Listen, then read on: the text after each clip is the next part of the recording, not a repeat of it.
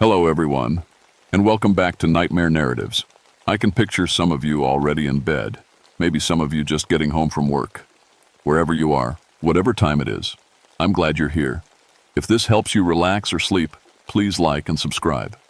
It means a lot. Now let's get you comfortable, and I'll tell you tonight's story. My name is William Craddock, but everyone calls me Bill. I've been a forest ranger here in the Cherokee National Forest for 16 years now, and I thought I'd seen everything these mountains could throw at me. Wildfires that could swallow whole valleys, flash floods that turned peaceful creeks into raging monsters, and search and rescue operations that pushed me to my limits. In all that time, I'd rescued 47 people from situations that should have killed them. I grew up in these hills, just like my daddy and his daddy before him. We Craddocks have always been mountain folk, scratching out a living from the hard ground and harder times. When the mine took my father in '48, I swore I'd find work that kept me above ground, breathing clean air instead of coal dust. The Forest Service gave me that chance, and I never looked back. Devil's Backbone Ridge has always been my territory. It's a narrow spine of rock and trees that connects two peaks about 30 miles from the nearest town. Most folks avoid it. Too remote, too dangerous, with drop-offs that'll kill you if you take one wrong step. But I know every trail marker, every rock formation, every weather pattern that rolls through these hollows. My grandmother used to tell stories about the backbone when I was little. Tales about hollow men who walked the ridge at night, stealing souls from anyone foolish enough to camp there alone. She'd sit in her rocking chair, working her knitting needles and spinning yarns about Confederate soldiers who never found their way home from the war. I always figured they were just stories meant to keep curious children from wandering too far into the wilderness. I should have listened to her. It was late October of 1963 when everything changed. The leaves had turned their brilliant reds and golds, but there was something wrong with the weather. An unseasonable fog had settled over the mountains, thick and gray and cold.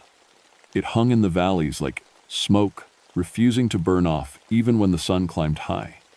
The temperature kept dropping too, 20 degrees colder than it should have been for that time of year. That's when the Henderson brothers came stumbling into my ranger station, white as sheets and talking nonsense about empty men walking the ridge. They were experienced hunters, the kind of men who could track a deer through snow and find their way home in the dark. But here they stood, shaking like leaves and begging me to go back for their gear. "We ain't going back up there, Bill," the older brother, Tom, kept saying. "Something ain't right about that place, something that don't belong." His younger brother, Pete, just nodded and stared at his boots. "Saw them walking in the fog," he whispered. "Men without faces, wearing old gray clothes. They were coming toward our camp, moving like they had all the time in the world." I've heard a lot of stories from scared campers over the years. Bears that sound like camp, monsters in the dark, wind through the trees that sounds like voices, shadows that look like creatures when you're tired and spooked. Usually, I can calm folks down with a cup of coffee and some common sense. But the Henderson brothers were different. These were men who'd been hunting these woods since they were boys.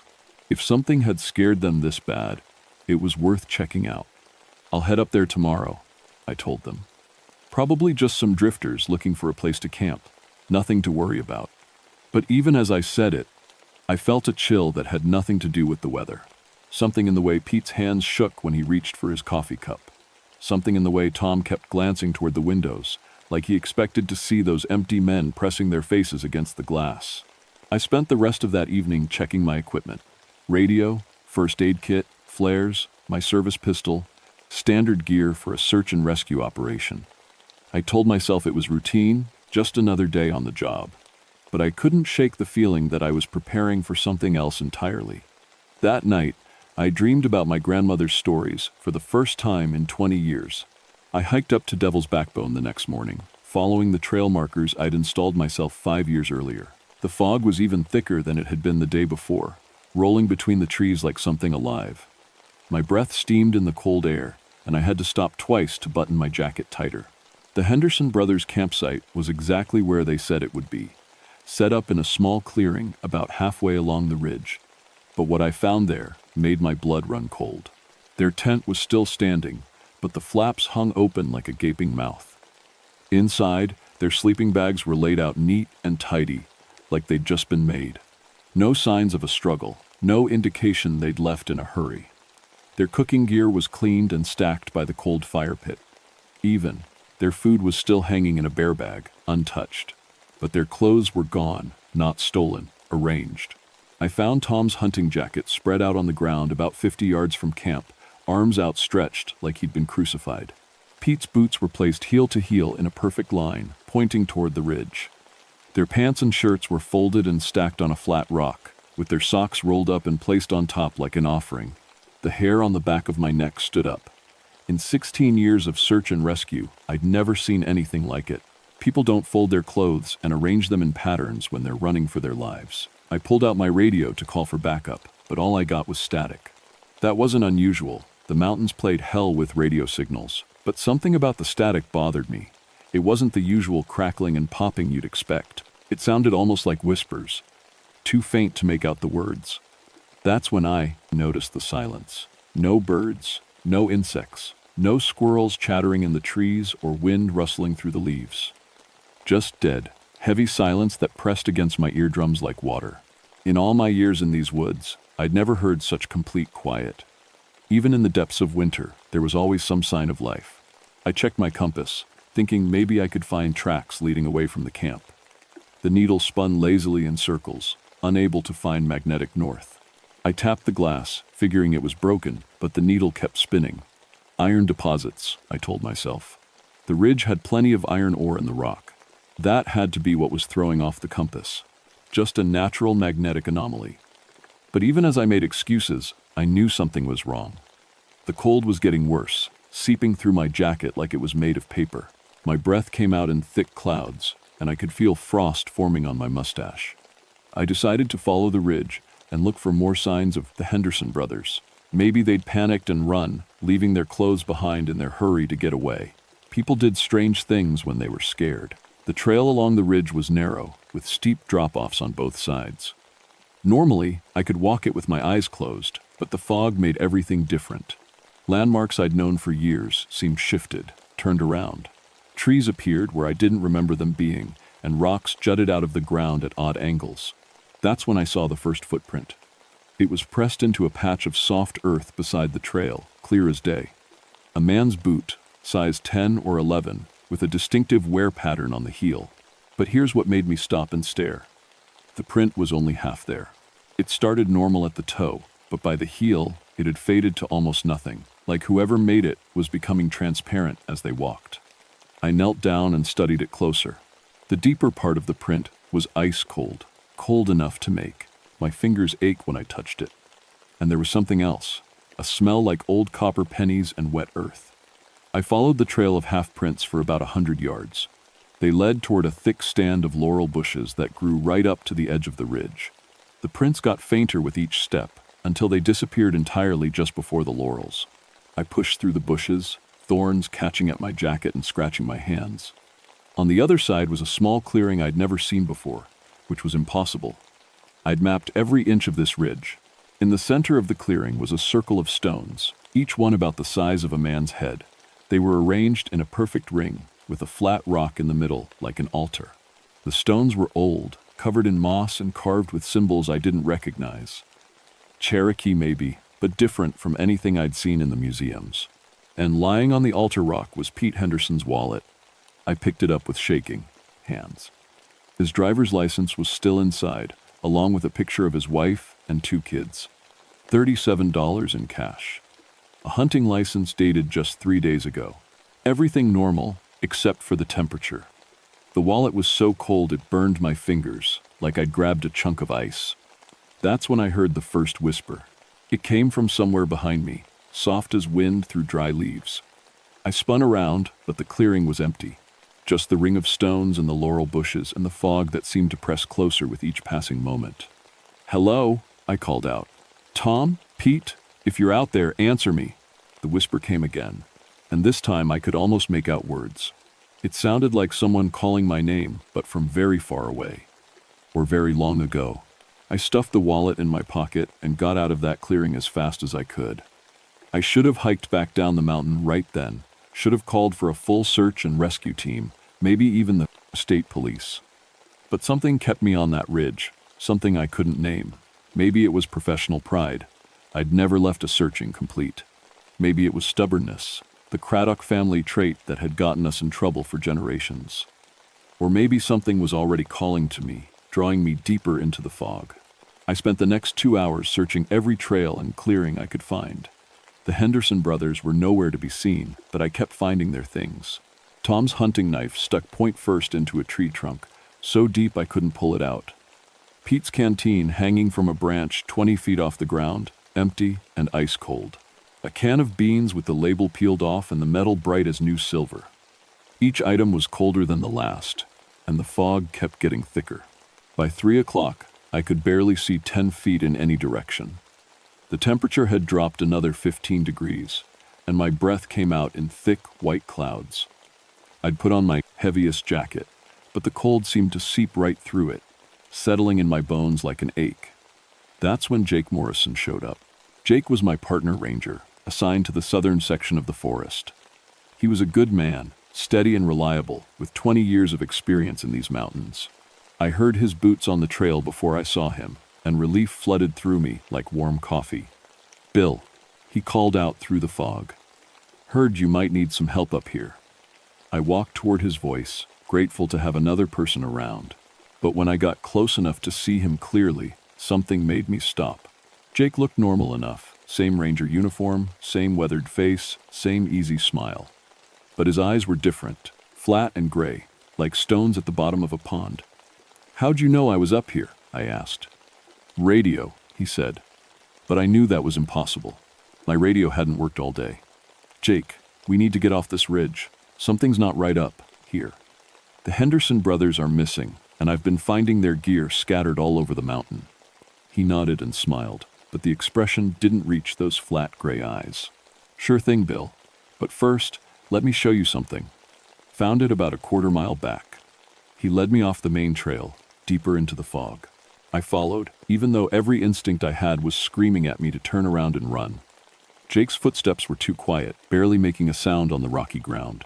And he wasn't breathing hard, even though we were climbing uphill through thick brush. "Where exactly are we going?" I asked. "Just up ahead," he said without turning around. "You'll want to see this." His voice sounded strange too. Not quite Jake's voice, but close enough to fool someone who wasn't paying attention. The words had an odd rhythm to them, like he was speaking a foreign language and translating as he went. We climbed for another 10 minutes through laurel thickets that tore at my clothes and scratched my face. Jake moved through them like smoke, never getting caught on a branch or stumbling on the uneven ground. The fog got so thick I could barely see his back, but I could hear him walking just ahead of me. Finally, we emerged into another clearing, this one much larger than the first. The fog was thinner here, like it was being held back by some invisible force. I could see the sky for the first time in hours, dark gray clouds rolling overhead like a storm was coming. In the center of the clearing was a depression in the ground, maybe 20 feet across and 6 feet deep. It was perfectly round, like someone had carved it out with giant tools. And at the bottom, I could see bones. Human bones, dozens of them, maybe hundreds, bleached white and scattered like leaves. Skulls and rib cages and long arm bones, all mixed together in a pile that rose almost to ground level. "Found it about an hour ago," Jake said, but his voice came from Armand, the wrong direction. I spun around and saw him standing on the opposite side of the pit, even though he'd been right beside me a second before. "What is this place?" I whispered. "Mass grave," he said, and now his voice definitely wasn't Jake's. It was older, rougher, with a southern accent that belonged to a different century. From the war, deserters mostly, men who tried to run when the fighting got too hot, they brought them here to die. I backed away from the pit, my hand moving instinctively to my service pistol. "Jake, what's wrong with you? You're talking funny." He laughed, but it wasn't Jake's laugh. It was bitter and cold and full of pain. "Jake ain't here no more, Ranger. Jake's sleeping down there with the rest of them, dreaming dreams he'll never wake up from." That's when I saw the change happen. Jake's face began to blur and shift, like I was looking at him through water. His skin became pale and waxy, and his eyes sank deeper into his skull. His ranger uniform faded to gray, the fabric changing texture until it looked like old wool, Military issue from 100 years ago. "You've been walking our ridge all day," the thing that looked like Jake said. "Walking where you don't belong. Touching what ain't yours to touch. Time to pay the price, Ranger man." I drew my pistol and pointed it at him, but my hands were shaking so bad I could barely hold it steady. "What did you do with Jake? Where is he?" "Same place you're going," the hollow man said. "Same place we all go when the fog comes calling." More shapes began to emerge from the fog around the clearing. Tall, thin men in tattered gray uniforms, their faces gaunt and their eyes like empty holes. They moved without sound, gliding over the ground like they weighed nothing at all. There were dozens of them, maybe more, surrounding the pit of bones. The temperature dropped another 20 degrees. Frost began forming on the trees, and my breath came out in clouds so thick I could barely see through them. The hollow men watched me with their empty eyes, waiting. "Run," one of them whispered, and I couldn't tell if it was a warning or a command. I ran. I crashed through the laurel thickets like a madman, branches tearing at my face and clothes. Behind me, I could hear them following, not footsteps, but something worse. A sound like wind through dry leaves, or paper rustling, or bones clicking together in the cold. My flashlight died after 5 minutes, even though I'd put fresh batteries in that morning. The fog pressed against me from all sides, so thick I had to feel my way from tree to tree. Every shadow looked like one of them. Every sound made me jump and spin around with my pistol ready. I must have run for an hour, completely lost in the gray nothing. My lungs burned and my legs ached, but I didn't dare stop. The whispers followed me, getting closer and closer, calling my name in voices like rustling paper. "William," they said. "William Craddock. Time to come home, William." I stumbled into another clearing, this one smaller than the mass grave, but somehow more terrible. Here the fog was so thin it was almost like being underwater, everything wavering and strange. In the center was a single tree, ancient and gnarled, its branches reaching toward the sky like skeletal fingers. Hanging from those branches were more clothes. Dozens of sets, maybe hundreds, stretching back through the decades. I saw modern hiking gear next to wool coats from the 1942nd, military uniforms from different wars, women's dresses that looked like they belonged in museums. All of them empty, hanging like the shed skins of invisible people. And there, on a low branch where I couldn't miss it, was Jake Morrison's Ranger uniform. I reached up with shaking hands and touched the fabric. It was ice cold and stiff as cardboard, like it had been frozen solid. Jake's name tag was still pinned to the chest, bright and new, but the uniform was empty, holding nothing but cold air and the smell of wet earth. "He's with us now," a voice said behind me. I turned around and there he was, the real Jake, or what was left of him. His skin was pale as milk, and his eyes were empty black holes. He wore the same gray uniform as the others, tattered and stained with old blood. When he spoke, frost came out of his mouth instead of breath. "Been waiting for you, Bill," he said. "We all have. Need someone to take our place, someone to stand guard while we rest." More of them emerged from the fog, surrounding the tree of empty clothes. I recognized some of the faces from old missing person reports. Hikers who'd vanished over the years, hunters who'd never come home. They all wore the same gray uniforms now, all had the same empty eyes. "What are you?" I whispered. "Hollow men," Jake said, and his voice was like wind through a graveyard. "Lost souls looking for a way home. Been walking this ridge since 1863, when they shot us for desertion. Been stealing breath from the living, trying to fill the emptiness inside." I raised my pistol, but my hand was shaking so bad I could barely aim. "Stay back, I'm warning you." They laughed, all of them together, and the sound was like ice cracking on a frozen pond. "Bullets can't hurt us, Bill. We're already dead. Have been for 100 years. The cold was getting worse, seeping into my bones like poison. I could feel it trying to steal my breath, my warmth, my life. The hollow men stepped closer, reaching out with fingers like icicles. That's when I remembered my grandfather's stories. Joseph Crow Feather had been Cherokee, married to my grandmother back when such things were scandalous in these parts. He'd told me stories about the old ways, the protective rituals his people used against evil spirits. I'd always thought they were just tales, but standing there in that clearing with death reaching for me, I was willing to try anything. I pulled out my pocket knife and cut my palm, letting blood drip onto the frozen ground. Then I began to chant the words my grandfather had taught me when I was 10 years old. Cherokee words I hadn't spoken in 20 years. The hollow men stopped moving. Their empty eyes widened with something that might have been fear. "He knows the old words," one of them whispered. "He carries the protection." I kept chanting, mixing Cherokee with fragments of prayers my grandmother had taught me. The blood from my cut hand steamed when it hit the ground, melting the frost in a small circle around my feet. "You have no power here," I said, surprised by the strength in my own voice. "This is sacred ground, protected by older laws than yours. Go back to your graves and leave the living alone." For a moment, I thought it might work. The hollow men wavered like smoke, their forms becoming translucent. The fog began to thin, and I could see stars appearing overhead. But then Jake stepped forward, and his empty eyes burned with cold fire. "Cherokee magic," he said. "Strong, but not strong enough. We've been here too long, Ranger Man. Fed on too many souls. Your grandfather's words can't save you now." He reached out with one gray hand and touched my forehead. The cold hit me like a sledgehammer, driving me to my knees. I felt something vital and warm begin to drain out of me, flowing into his empty form like water through a broken dam. This was how I was going to die. Alone on a cursed ridge, my soul stolen by dead Confederate deserters. My body would join the others in that mass grave, and my uniform would hang from this tree until another ranger came looking for me. But as the cold crept toward my heart, I felt something else, a warmth that had nothing to do with blood or breath. My grandmother's voice, speaking Cherokee words that burned the fog away like sunlight. My grandfather's hands, placing protective symbols in my mind. And, deeper than that, older than my family's memories, I felt the mountain itself rising to help me. The Cherokee had been here for thousands of years before the war, before the deserters, before the hollow men. Their protection was woven into the very stones and trees.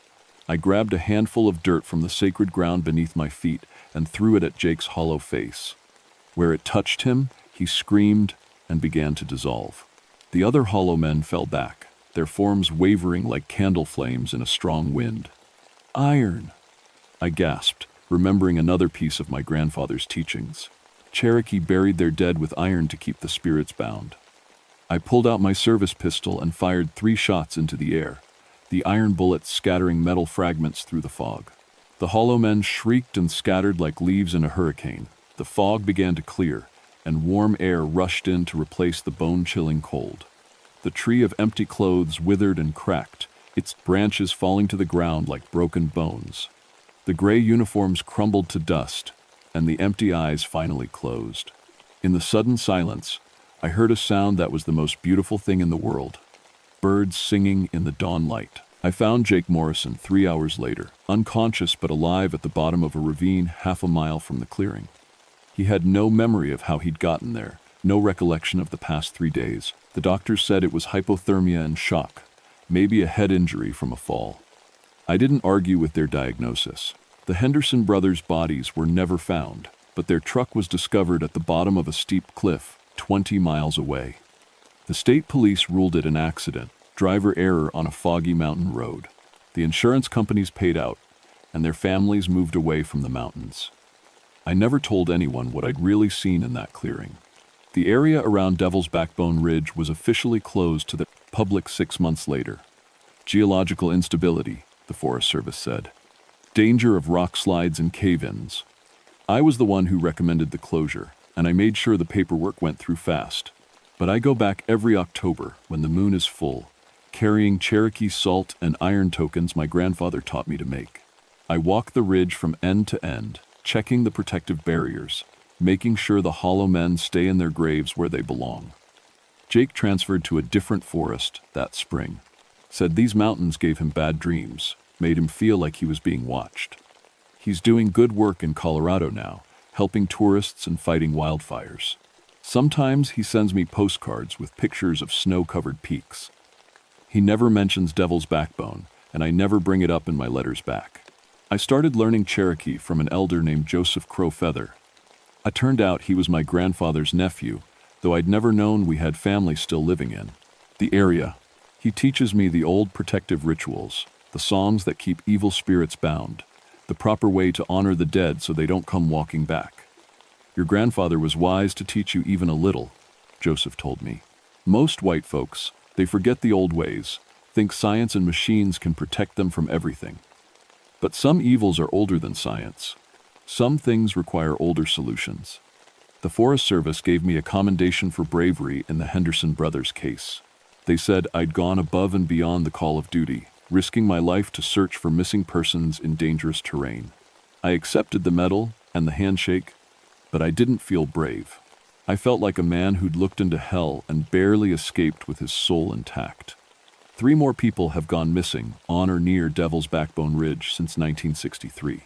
Hikers who ignored the warning signs, teenagers on dares, a documentary filmmaker who thought he could debunk the local legends. Each time, I organized the search parties and filed the reports. Each time, we found their gear scattered and arranged in ritual patterns, ice cold and touched by something that shouldn't exist. The bodies are never recovered. The files are quietly closed after a few months, and every October, when the fog rolls in thick and gray and cold, I hear the whispers starting again. If you're ever driving through the Cherokee National Forest in Tennessee, you'll see the signs warning people away from Devil's Backbone Ridge. Geological hazard, they say.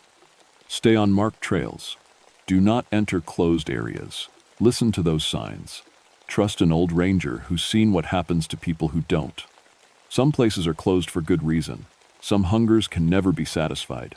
And some men have been dead so long they've forgotten how to stay buried.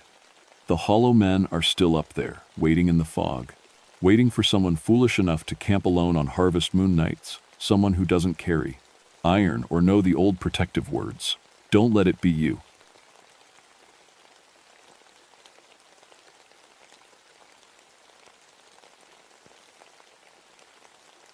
My name is Margaret Thornberry, but everyone calls me Maggie. I've been a park ranger here in the Pisgah National Forest for 11 years now, and I thought I'd seen everything these mountains could throw at me. Bears, lost hikers, flash floods, you name it. But what happened on Roan Mountain in June of 1971 changed everything I believed about this place. I'm a botanist by training, not just some weekend nature lover. I've got a degree from NC State and 3 published papers on rare Appalachian plants. I discovered a new species of trillium just 2 years back. The point is, I know these mountains like the back of my hand, especially the high country around Roan Mountain. Roan Mountain is special. At 6,000 feet, it's one of the few places in the South where you can stand above the tree line and see for miles.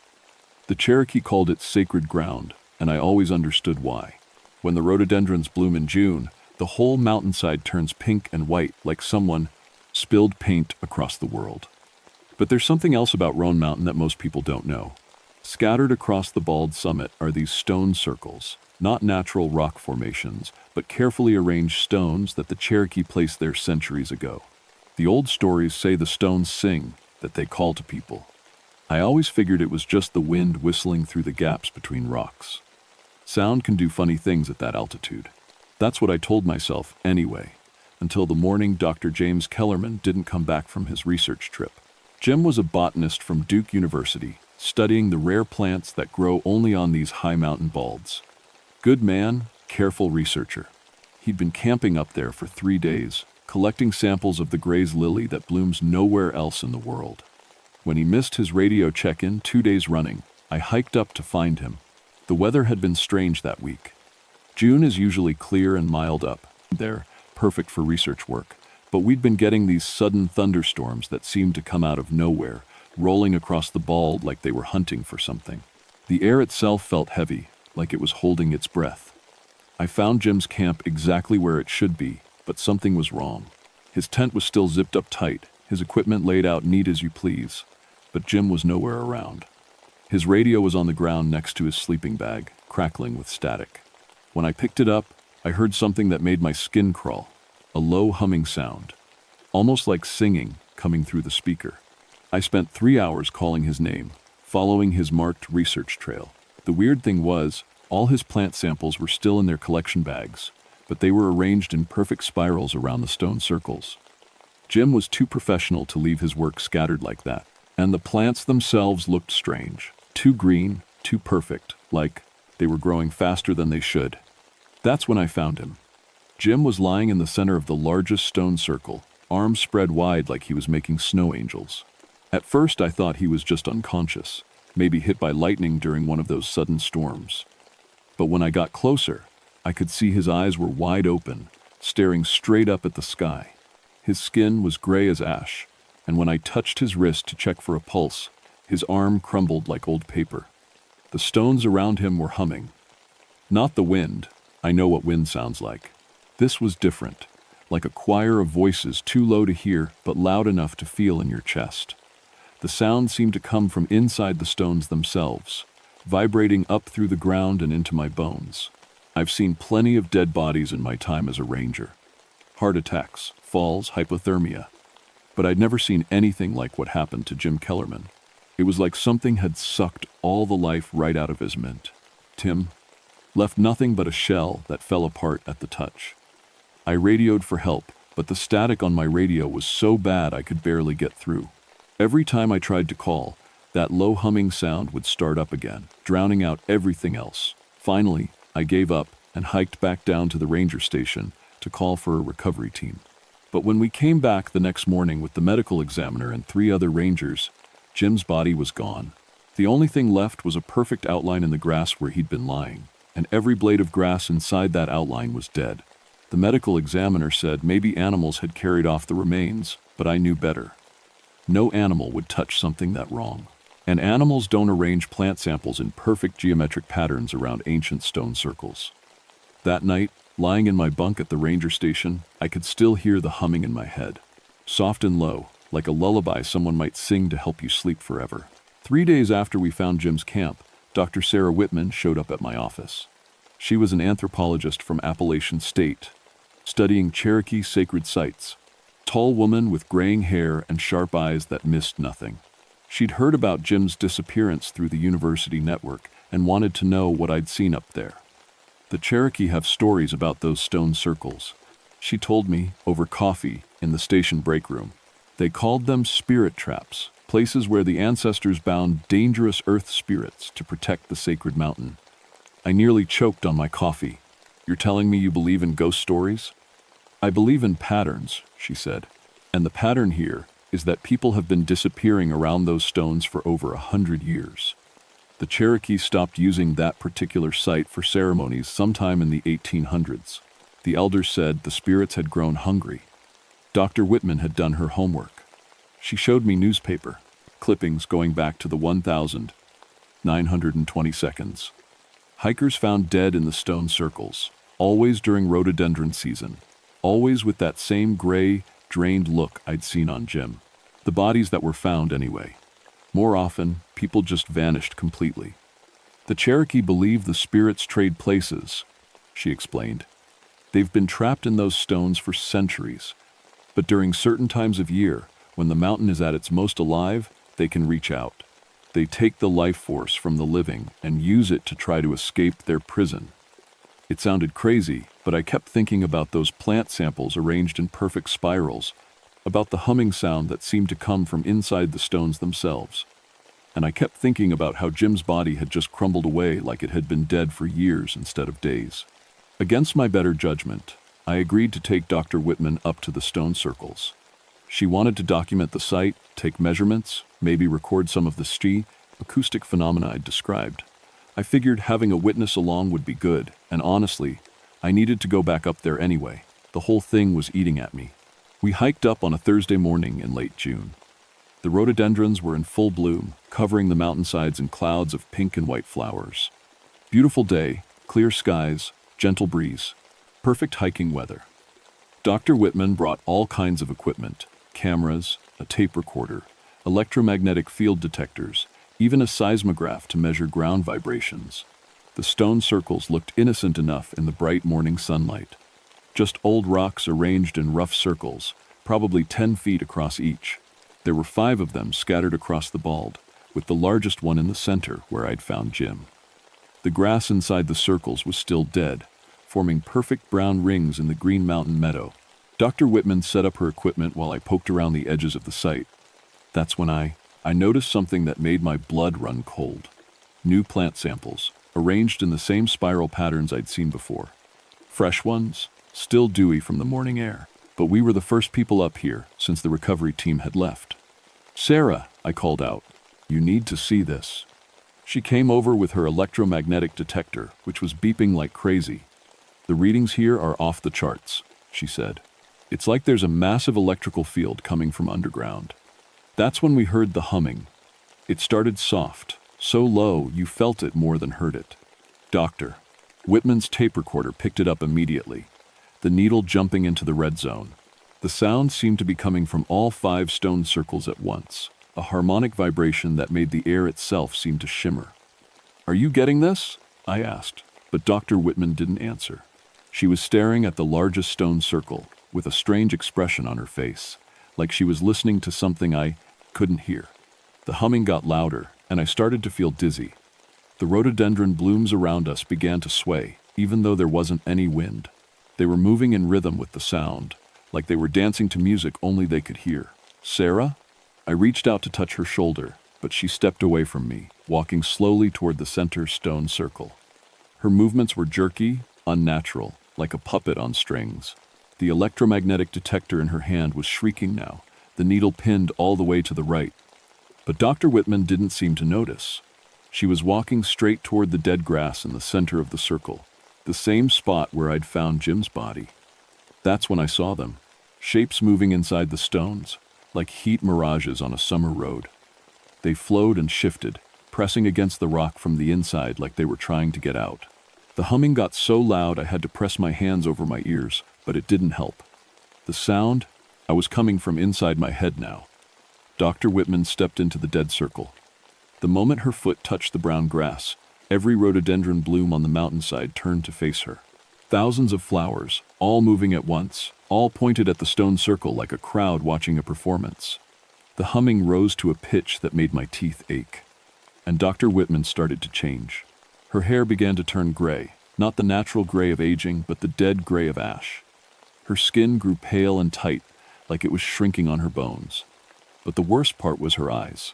They stayed bright and aware, full of terror, even as her body began to wither. She was trying to scream, but no sound came out except that awful humming. I did the only thing I could think of. I grabbed a handful of gravel and threw it at the nearest stone. The rock bounced off with a sound like breaking glass, and suddenly the humming stopped. Dr. Whitman collapsed to her knees in the center of the circle, gasping for air. The rhododendron blooms snapped back to their normal positions. The shapes inside the stones faded away. But when I helped her to her feet, I could see that something had been taken from her. She looked older, more fragile, like she'd aged 10 years in 10 seconds. And when she tried to speak, her voice came out as a whisper. "They're so hungry," she said. "They've been waiting so long." We left the mountain that day, but I knew we'd be back, because whatever was in those stones wasn't done with us yet. Dr. Whitman spent 2 days in the hospital after our trip to the stone circles. The doctors couldn't find anything wrong with her, but she'd lost 15 pounds and her hearing in her left ear. She insisted it was just exhaustion, but I could see the fear in her eyes every time someone mentioned going back up the mountain. I should have listened to that fear. Instead, I let my curiosity get the better of me. The problem was, people were starting to ask questions. Word had gotten out about Jim Kellerman's disappearance, and now there were reporters calling the ranger station, university researchers wanting to visit the site, even some ghost hunters from Asheville asking for permits to camp up there. I couldn't let civilians wander into whatever was happening on Roan Mountain, so I went back alone. This time I brought better equipment, a shortwave radio, flares, enough supplies for 3 days. I figured if I could document what was really happening up there, maybe I could find a way to stop it, or at least keep people away until I figured out what we were dealing with. I set up camp about a quarter mile from the stone circles, close enough to observe but far enough away to feel safe. That first night, nothing happened. I sat by my fire, watching the circles through binoculars, but they just looked like old rocks in the moonlight. The second night was different. I woke up around midnight to the sound of my radio crackling. Static at first, then slowly resolving into that low humming sound I'd heard before.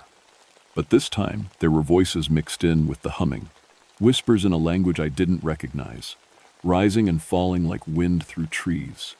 Cherokee. It was Cherokee, spoken with accents so old they sounded like they came from another world entirely.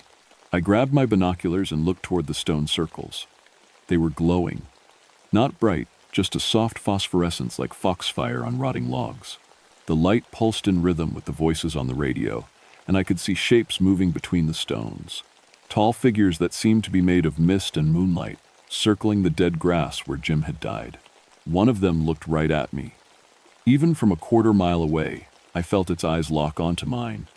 The thing raised what might have been an arm and pointed straight at my camp. The voices on the radio got louder, more urgent, and suddenly I understood what they grief. Were saying, even though I don't speak Cherokee. Come home, come home, come home. My campfire went out all at once, like someone had thrown a bucket of water on it. The temperature dropped 20 degrees in as many seconds, and something started walking toward me through the darkness. I couldn't see it clearly, just a shape that was darker than the night around it. But I could hear its footsteps in the grass, slow and deliberate, getting closer with each beat of my heart. The voices on the radio were chanting now, dozens of them, maybe hundreds, all calling me home to a place I'd never been. I ran, stumbled through the darkness with my flashlight beam dancing crazily ahead of me, crashed through rhododendron thickets, and tripped over rocks. But I didn't stop until I reached the tree line. Only then did I look back. The stone circles were blazing with cold fire now, bright enough to see from miles away. The shapes dancing around them had multiplied, filling the entire bald with their ghostly forms. And in the center of it all, in the largest circle, I could see a figure that looked almost solid, almost human. It was wearing a park ranger uniform. It was Jim Kellerman, or what was left of him. He raised one gray hand and waved at me, and his mouth opened in a smile that was too wide, too full of teeth that glowed like the stones around him. The voices on my radio laughed. I didn't sleep that night. I hiked straight back to the ranger station and locked myself in my office until sunrise. But I couldn't stop thinking about what I'd seen, about Jim standing in that circle, part of whatever was haunting the mountain now. The next day, Dr. Whitman showed up at my door. She looked terrible, thinner than before, her hair gone completely white, but her eyes were determined. I talked to my grandfather, she said. He's Cherokee, from the old families that remember the stories. He told me what we're dealing with. She sat down across from my desk and pulled out a leather-bound notebook filled with handwritten Cherokee words and their English translations. They're not evil spirits, she said. They're ancestors, Cherokee warriors who volunteered to be bound to the mountain to protect it from something worse. But the binding was supposed to be temporary, just until the real threat passed. They've been trapped there for over 200 years, and they're desperate to be free. Free to do what? I asked. To pass on to the spirit world where they belong. But they can't leave unless someone takes their place. That's why they drain the life from people who enter the circles. They're trying to create new guardians so they can finally rest. I thought about Jim's gray, crumbling body, about the way Dr. Whitman had aged in those few seconds inside the circle. So they're killing people to escape? They're trying to trade places with the living. But it doesn't work the way they think it will. The people they drain don't become guardians. They just become part of the hunger. That's why Jim is still up there. He's trapped between life and death, helping them hunt for more victims. Dr. Whitman leaned forward, her voice dropping to a whisper. My grandfather says there's only one way to stop them. Someone has to go up there and perform the release ceremony, set them free the proper way. But it has to be done during the peak of their power, when the mountain is most alive. When's that? She looked at me with those haunted eyes. Tomorrow night, during the new moon, when the rhododendrons reach full bloom. I knew what she was asking. I knew it was probably suicide. But I also knew that if we didn't do something, more people were going to die. And maybe, just maybe, we could put Jim's spirit to rest. What do we need? I asked. Dr. Whitman smiled for the first time since I'd met her. Tobacco, white sage, cedar branches, and more courage than any sane person should have.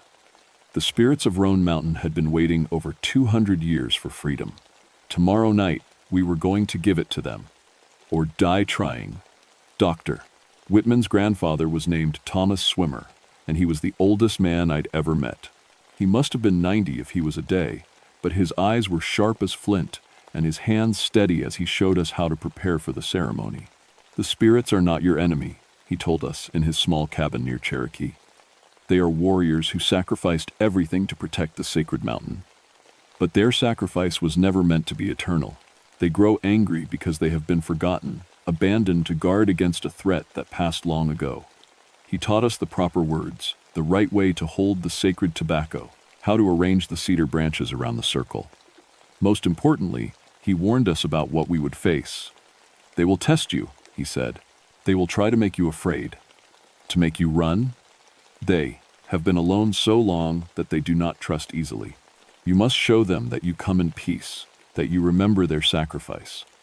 "What if they don't believe us?" Dr. Whitman asked. Old Thomas was quiet for a long moment. "Then you will join them in their prison, and the mountain will have new guardians whether it needs them or not." We drove back to Roan Mountain as the sun was setting. The whole way up, Dr.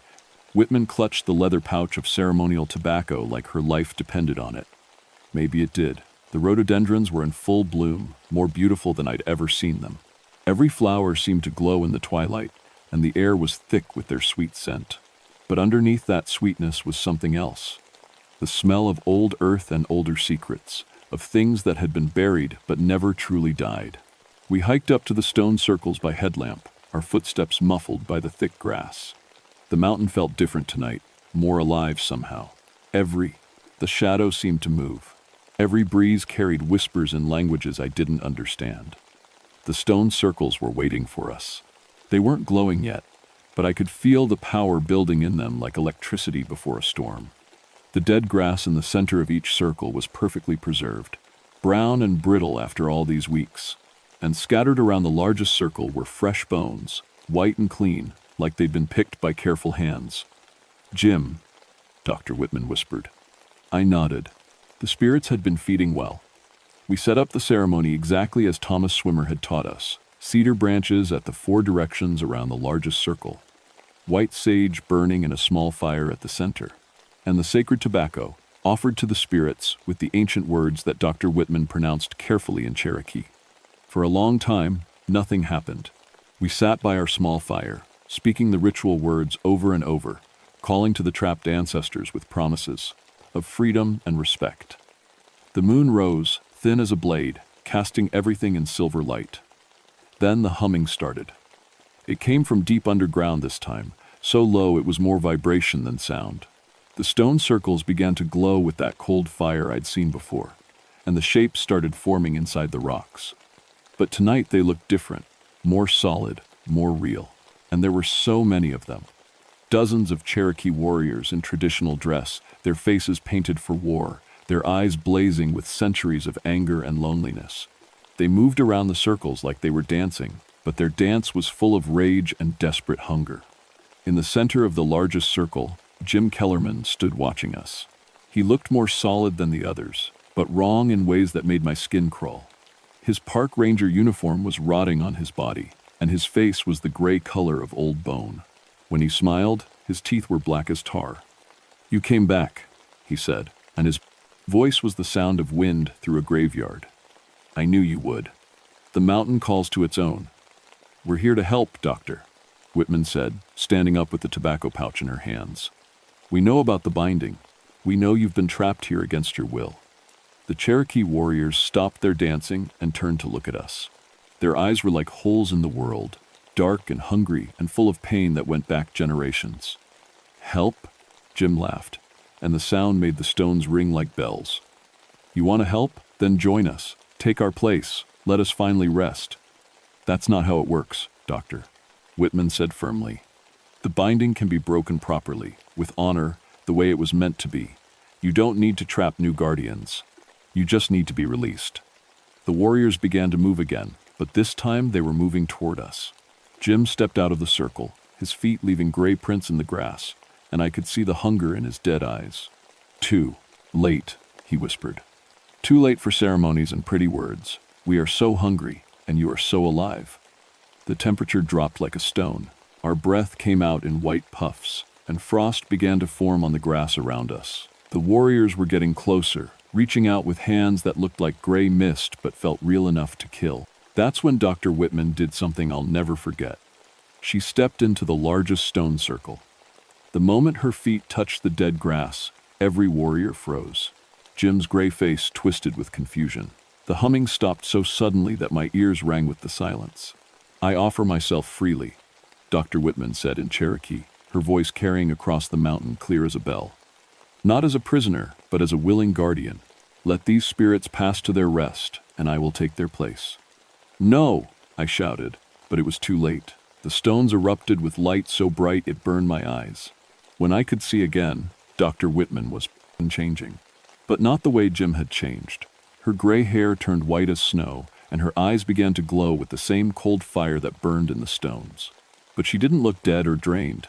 She looked ancient and powerful, like she was becoming something more than human. The Cherokee warriors were fading, their shapes growing thin and translucent. I could see joy on their painted faces, relief that went back centuries. They were finally free to pass on to whatever waited beyond. Jim was the last to go. As his gray form began to dissolve, his face changed back to the way I remembered him, kind and human and at peace. He looked at me one last time and mouthed the words "thank you" before fading away like morning mist. The stone circles went dark. The mountain fell silent, except for the normal sounds of night, wind in the grass, an owl calling somewhere in the distance. But Dr.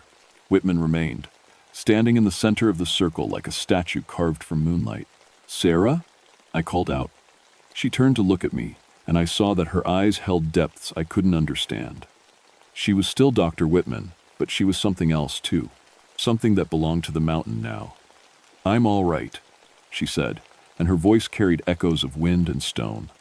"I chose this. The mountain needs a guardian, and I'm honored to serve." "For how long?" She smiled, and for a moment she looked like the woman I'd known. "Until someone else chooses to take my place, or until the mountain no longer needs protection. However long that might be." I stayed with her until dawn, but when the sun came up, she faded away like the warriors before her. The stone circles were just old rocks again, and the grass in the center was beginning to turn green. But I knew she was still there, watching over the sacred mountain, keeping it safe from those who would misuse its power. I filed my report with the Park Service the next week, called it an unstable geological formation, and recommended that the area be closed to public access indefinitely. "Too dangerous for civilian hikers," I said. "Risk of sudden rock slides and toxic gas emissions from underground mineral deposits." They bought it. The stone circles were marked as a hazard zone and fenced off with warning signs. Most people stay away now, which is exactly what Dr. Whitman, what the Guardian, wants. But I go back sometimes. Usually during rhododendron season, when the mountain is at its most beautiful, I hike up to the edge of the restricted area and leave offerings of tobacco and sage near the fence. Traditional gifts, the way Thomas Swimmer taught me. And sometimes, if the light is just right and the wind is blowing from the east, I can see her moving among the stone circles. She looks peaceful, content in a way she never did in life. The mountain has accepted her as its protector, and she has accepted the mountain as her eternal home. The Cherokee stories were right. Some places are too sacred, too powerful, to be left unguarded. Dr. Whitman understood that in the end. She knew that someone had to stay, someone had to watch, someone had to keep the mountain safe from those who would disturb its ancient secrets. I've been thinking about retirement lately. 11 years in these mountains has taught me a lot about the balance between the seen and unseen worlds, about the debts we owe to those who came before us. Maybe when my time comes, I'll hike back up to those stone circles one last time. Maybe I'll understand what Dr. Whitman understood, is at death, that some things are worth protecting, even if the cost is everything you thought you knew about life and death. The Cherokee called it duty. I call it love. Either way, the mountain will have its guardian. And the spirits of the ancestors will continue to rest in peace, knowing that their sacrifice was not forgotten, that their long watch finally came to an end. But if you ever find yourself hiking in the North Carolina mountains during rhododendron season, and you hear stones singing in the wind, turn around and walk away. Some songs are not meant for the living to hear. The mountain remembers everything, and it's always watching. Always.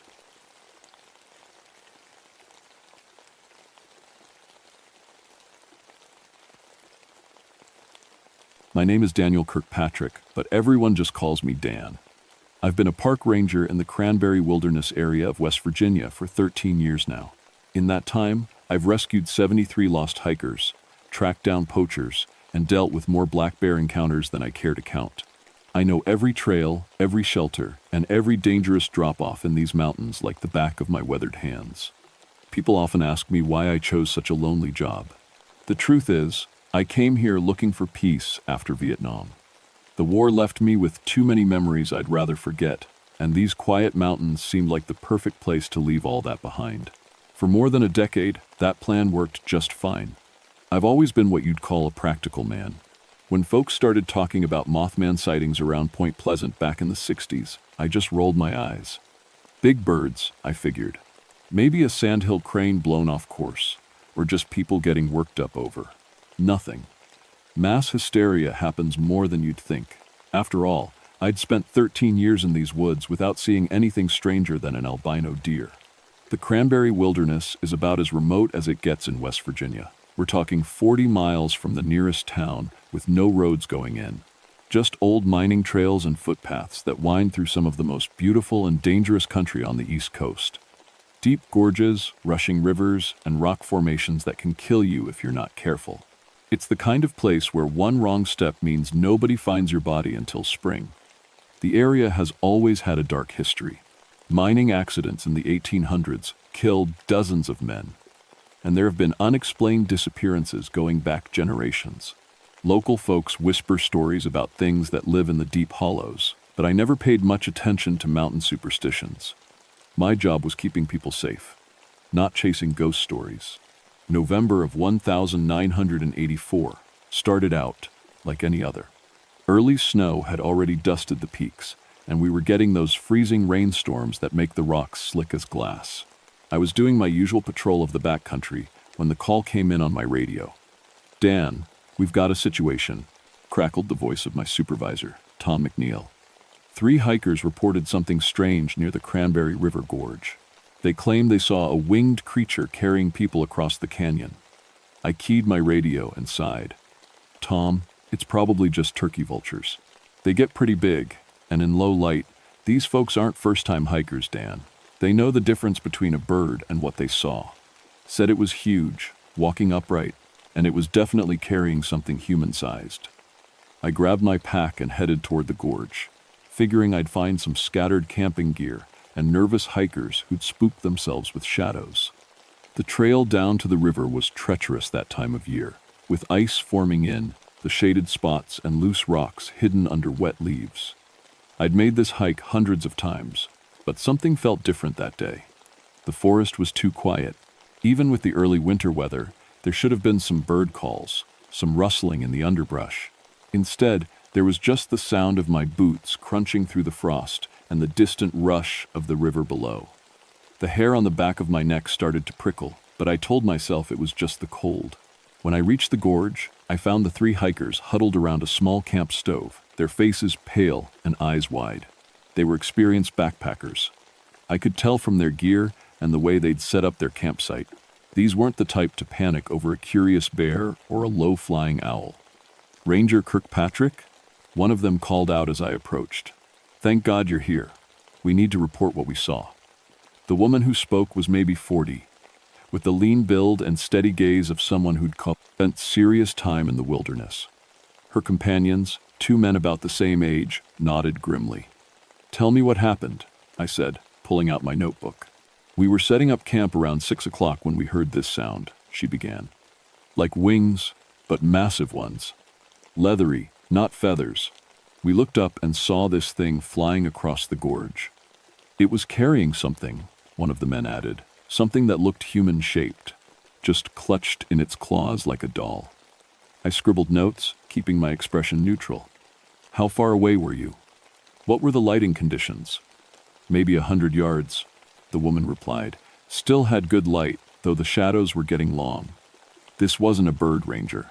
It was at least 8 feet tall with wings that had to span 15 feet easy." I asked a few more questions, took down their contact information, and assured them I'd investigate. They packed up and hiked out that evening, clearly eager to get away from the gorge. I radioed Tom and told him I'd found nothing conclusive, just some spooked hikers who'd probably seen a large bird in poor lighting. But that night, as I made camp near the river, I heard something that made my blood run cold. The sound of massive wings beating overhead, so low I could feel the air pressure change.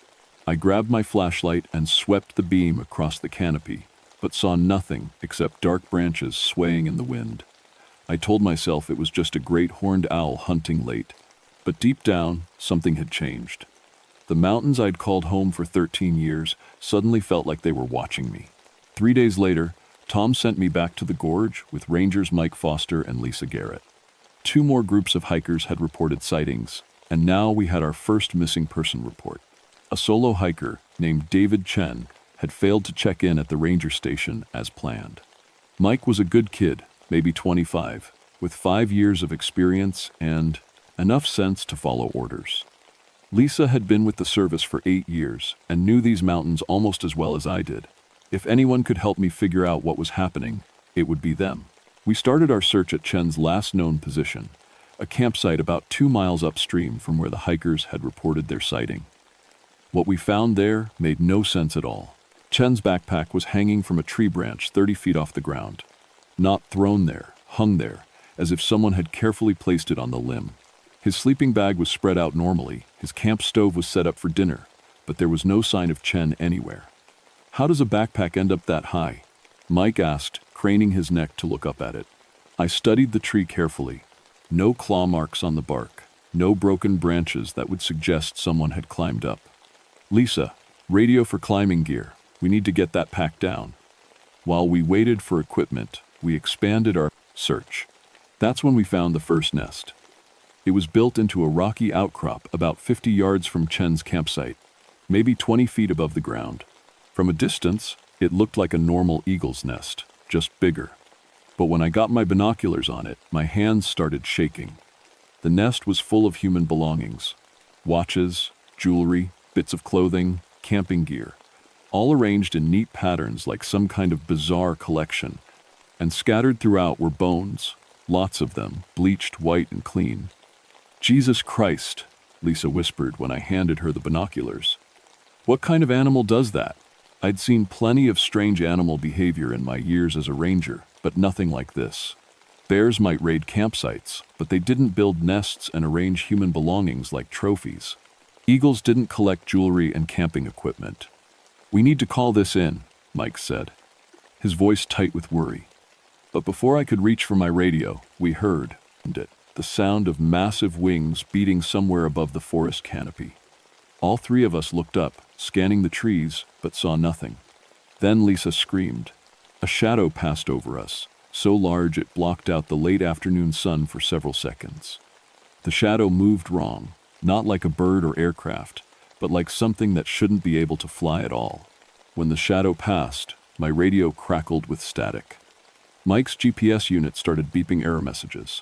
Lisa's flashlight flickered and went out, even though she'd put fresh batteries in that morning.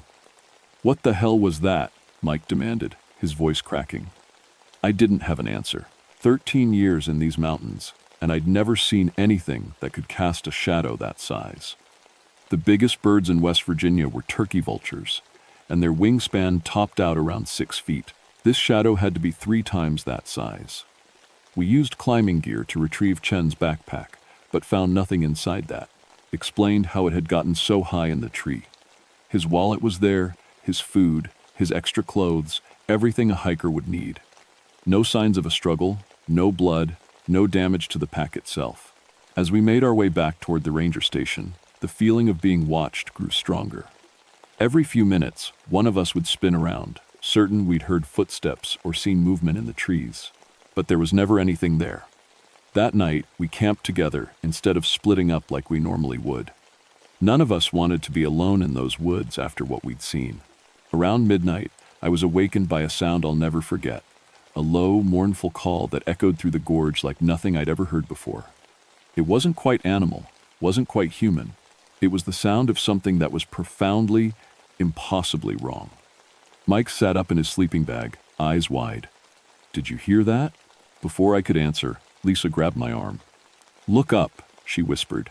High above the gorge, silhouetted against the star-filled sky. Something was flying back and forth in a deliberate pattern, something with wings that seemed to span the entire width of the canyon. As we watched, frozen with terror, the thing let out another one of those awful calls. Then it dove. Not toward us, but toward something on the far side of the gorge. We heard a brief, cut-off scream that sounded human, followed by the heavy beat of wings growing fainter as whatever it was flew deeper into the wilderness. I keyed my radio, but got nothing but static. The thing was jamming our communications somehow, cutting us off from the outside world. "We need to get out of here," Mike said, his voice barely above a whisper. But I knew we couldn't just run. Someone, or something, was out there killing people, and we were the only ones who could stop it. The problem was, I had no idea what we were dealing with. As dawn broke over the gorge, we found fresh evidence of the night's horror. On the far side of the canyon, another campsite had been destroyed. Gear scattered everywhere, a tent shredded like paper, and another set of human belongings added to the growing collection in the impossible nest. But no body. Whatever this thing was, it wasn't just killing people, it was taking them somewhere. Tom sent in 2 more rangers and a state police officer when we failed to check in the next morning. Our radios had been dead for almost 12 hours, and the backup communication system wasn't working either. Something about the gorge was creating a dead zone that cut us off from the outside world. The new arrivals were Rangers Bill Martinez and Sarah Kim, along with Trooper James Wright, all experienced outdoors people, all skeptical of our reports until we showed them the evidence. "I've been tracking poachers for 15 years, Martinez said, studying the nest through binoculars. "Never seen anything like this. What kind of animal builds nests this high and collects human belongings?" Wright was examining claw marks we'd found in the soft earth near Chen's campsite. "These tracks are over 1 foot long," he said. "Deep, too. Whatever made them has to weigh at least 300 pounds. The tracks were unlike anything in any field guide. 3 long talons in front, 1 shorter, 1 in back, like a bird of prey but scaled up to impossible size. The stride length suggested something that could walk upright when it chose to. That's when Sarah found the bone bridge. She'd been exploring a narrow section of the gorge, looking for alternate routes, when she called out for the rest of us to come see what she'd discovered. We rappelled down about 40 feet to a natural ledge that overlooked the rushing river below. Spanning the narrowest part of the gorge was a structure that made my blood freeze. Human bones, dozens of them, had been carefully woven together with sinew and plant material to create a bridge across the canyon. Arm bones formed the main supports, leg bones created cross braces, and skulls marked regular intervals like grotesque mile markers. "This isn't possible," Wright whispered. "Animals don't build structures like this." But it wasn't just a bridge. It was a work of art, created with intelligence and purpose that no animal possessed. The engineering was sound. The bridge could easily support the weight of a large creature. And it was recent construction. Some of the bones still had bits of dried tissue clinging to them. "How many people would it take to build something like this?" Sarah asked, her voice hollow. I did a rough count. 15, maybe 20 victims. Based on the condition of the bones, this has been going on for months. That's when we realized we weren't dealing with a random killer.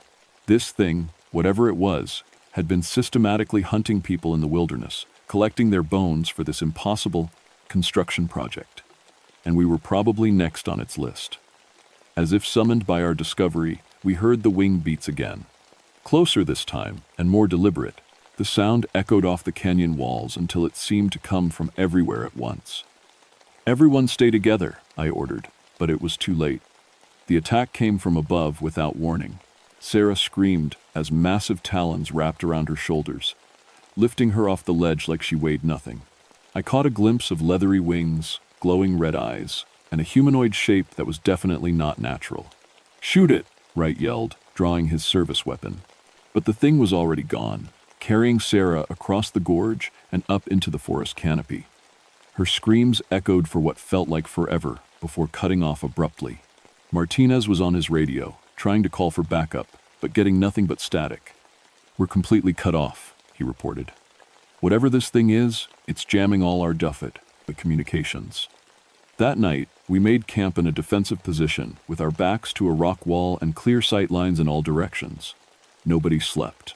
We took turns on watch, keeping our flashlights and weapons ready, but the thing didn't attack again. Instead, it tormented us. All night long, we heard Sarah's voice calling for help from somewhere across the gorge. Not screams of pain, but normal conversation, like she was just out of sight and trying to get our attention. "Help me find my pack," her voice would call. "I think I dropped it near the river." Or, "Hey guys, I found another way across. Come check this out." But it wasn't really Sarah. The voice was just slightly wrong, too flat, too emotionless. Like something was mimicking human speech without understanding what the words meant. "It's trying to lure us away from camp," Mike whispered. "Splitting us up." By dawn, we'd made a terrible discovery. Bill Martinez was gone. His sleeping bag was empty. His gear was still there, but Bill himself had vanished without making a sound. None of us had seen or heard anything during our watch shifts. "How is that possible?" Wright demanded. "We were watching all night." I checked the ground around our camp and found tracks. The same massive talons, but these led right through the middle of our defensive position. The thing had walked among us while we slept, somehow invisible or silent enough that none of us noticed. That's when I knew we were dealing with something far beyond normal predators. This wasn't just a large bird or mutated animal. It was intelligent, cunning, and possibly supernatural. And it was building something with human bones that required more victims to complete. With Bill Martinez missing and our communications still jammed, we had to make a choice. Abandon the search and try to hike out for help, or stay and face whatever was hunting us. Trooper Wright wanted to leave immediately, but I couldn't abandon.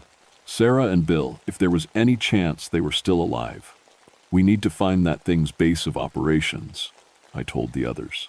"If it's building bridges, it has to have a central location where it keeps its materials." Mike and Lisa agreed to help me search, but Wright decided to try hiking out alone to bring back reinforcements. We watched him disappear up the trail, hoping he'd make it to civilization before the creature found him. We never saw Wright again. Following the bone bridge across the gorge, we discovered a network of similar structures throughout the canyon system. Not just bridges, but platforms, walkways, and what looked like ritual sites. All built from human remains, all showing the same impossible engineering skill. The creature was building something massive, a complex that spanned miles of wilderness and required hundreds of victims to complete. But we still didn't understand why. That changed when we found the nest complex. Built into a series of caves high up on the canyon wall, the creature had created what could only be described as a workshop. Bones were sorted by type and size, arranged in neat piles like building materials. Skulls were lined up in rows, sorted by age and condition, and hanging from the ceiling were dozens of cocoons made from plant material and sinew. Some of the cocoons were moving. "Jesus Christ," Mike whispered. "It's keeping them alive." I counted at least 20 cocoons, each one human-sized. As we watched in horror, we could see some of them breathing, shifting slightly as the people inside tried to move. That's when we heard Sarah's voice again, but this time it was coming from inside one of the cocoons. "Help me," she called weakly. "Please, I can't move. Something's wrapped around me." I started toward the cocoons, but Lisa grabbed my arm. "It could be a trap," she warned. She was right, but I couldn't just leave Sarah hanging there. Using my climbing knife, I carefully cut open the cocoon nearest to us. Sarah tumbled out, weak and disoriented but alive. "It's building something," she gasped as I helped her to her feet. "Some kind of gateway," it told me. It spoke to me in my dreams. "What kind of gateway?" I asked. "Between worlds?" Sarah said, her eyes wide with terror. "It's trying to bridge the gap between our reality and somewhere else. Somewhere dead. The bones aren't just building material, they're anchors. Each person it kills becomes part of the structure." That's when the creature appeared. It dropped from the cave ceiling without warning, landing between us and the exit. Standing upright, it was every bit as terrifying as the hikers had described. 8 feet tall, with leathery wings that scraped the cave walls when it spread them. Its eyes glowed red in the darkness, and when it opened its mouth, we could see rows of sharp teeth designed for tearing flesh. But the worst part was its voice. When it spoke, it sounded almost human. "You should not have come here," it said, the words echoing strangely in the confined space. The bridge must be completed. Your bones will serve well. Mike raised his weapon, but the creature moved faster than anything that size should be able to.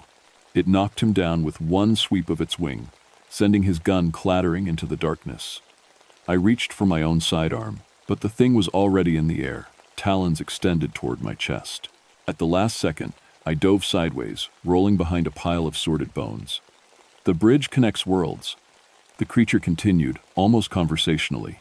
Your realm has forgotten the old paths. I restore them, one bone at a time.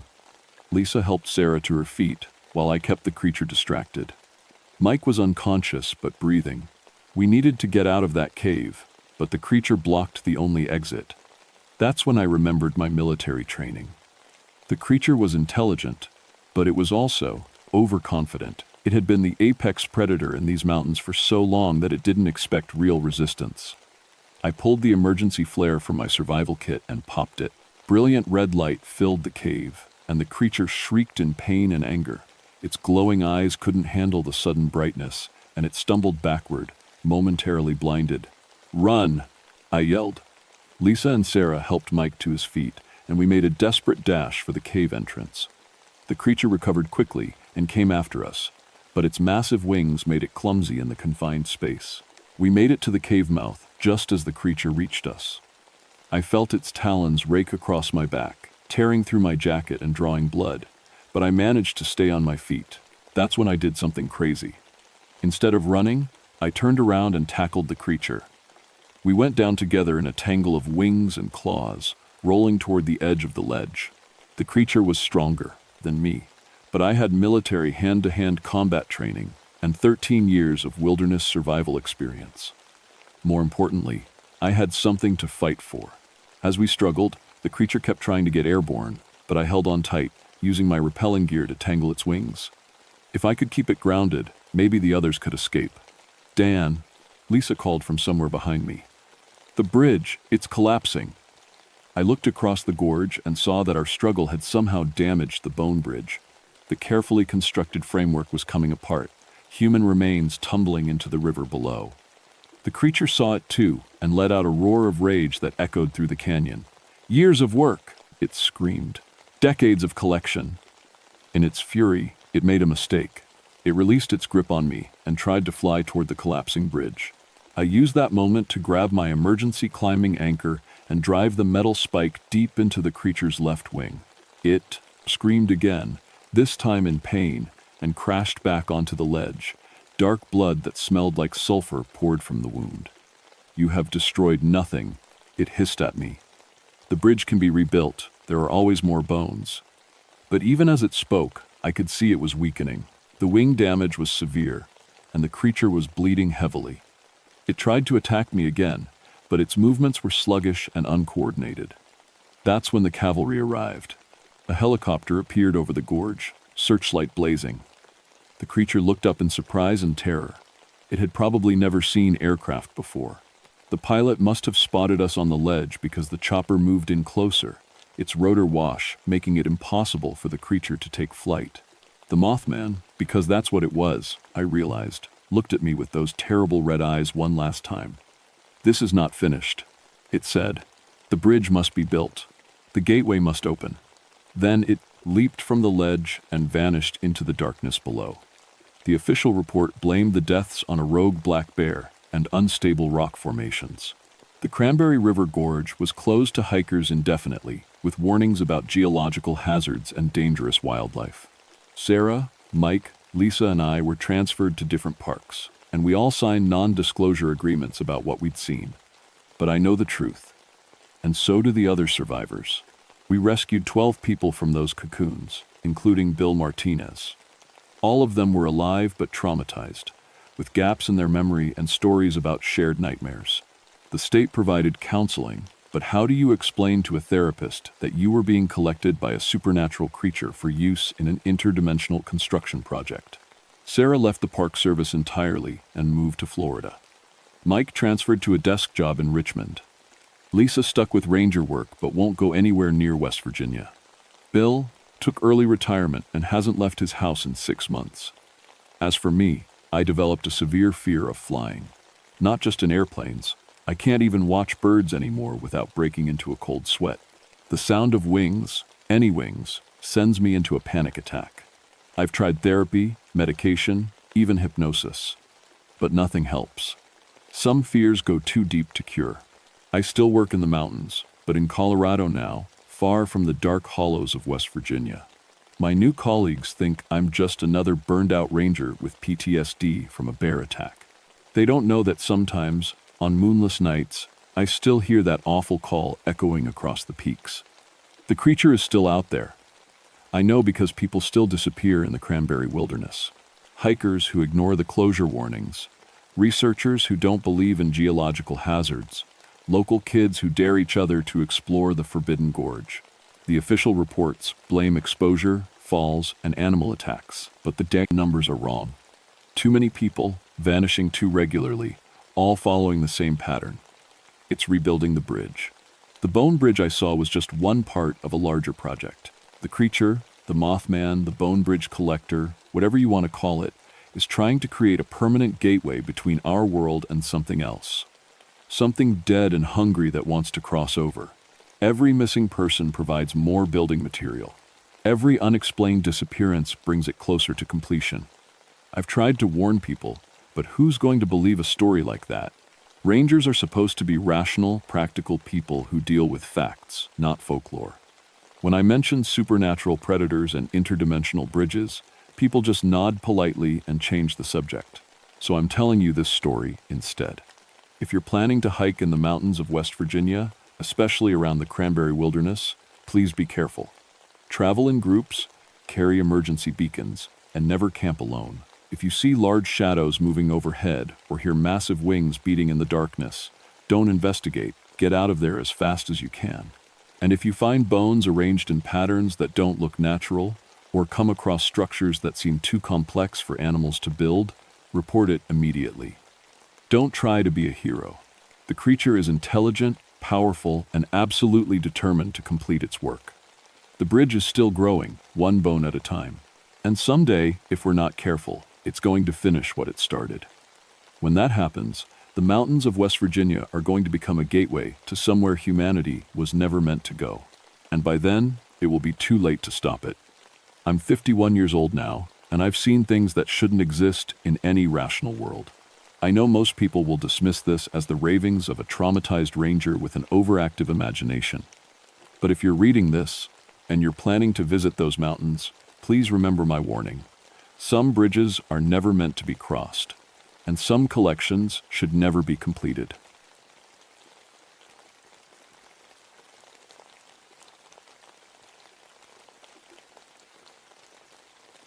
My name is Patricia Blackstone, but everyone just calls me Patty.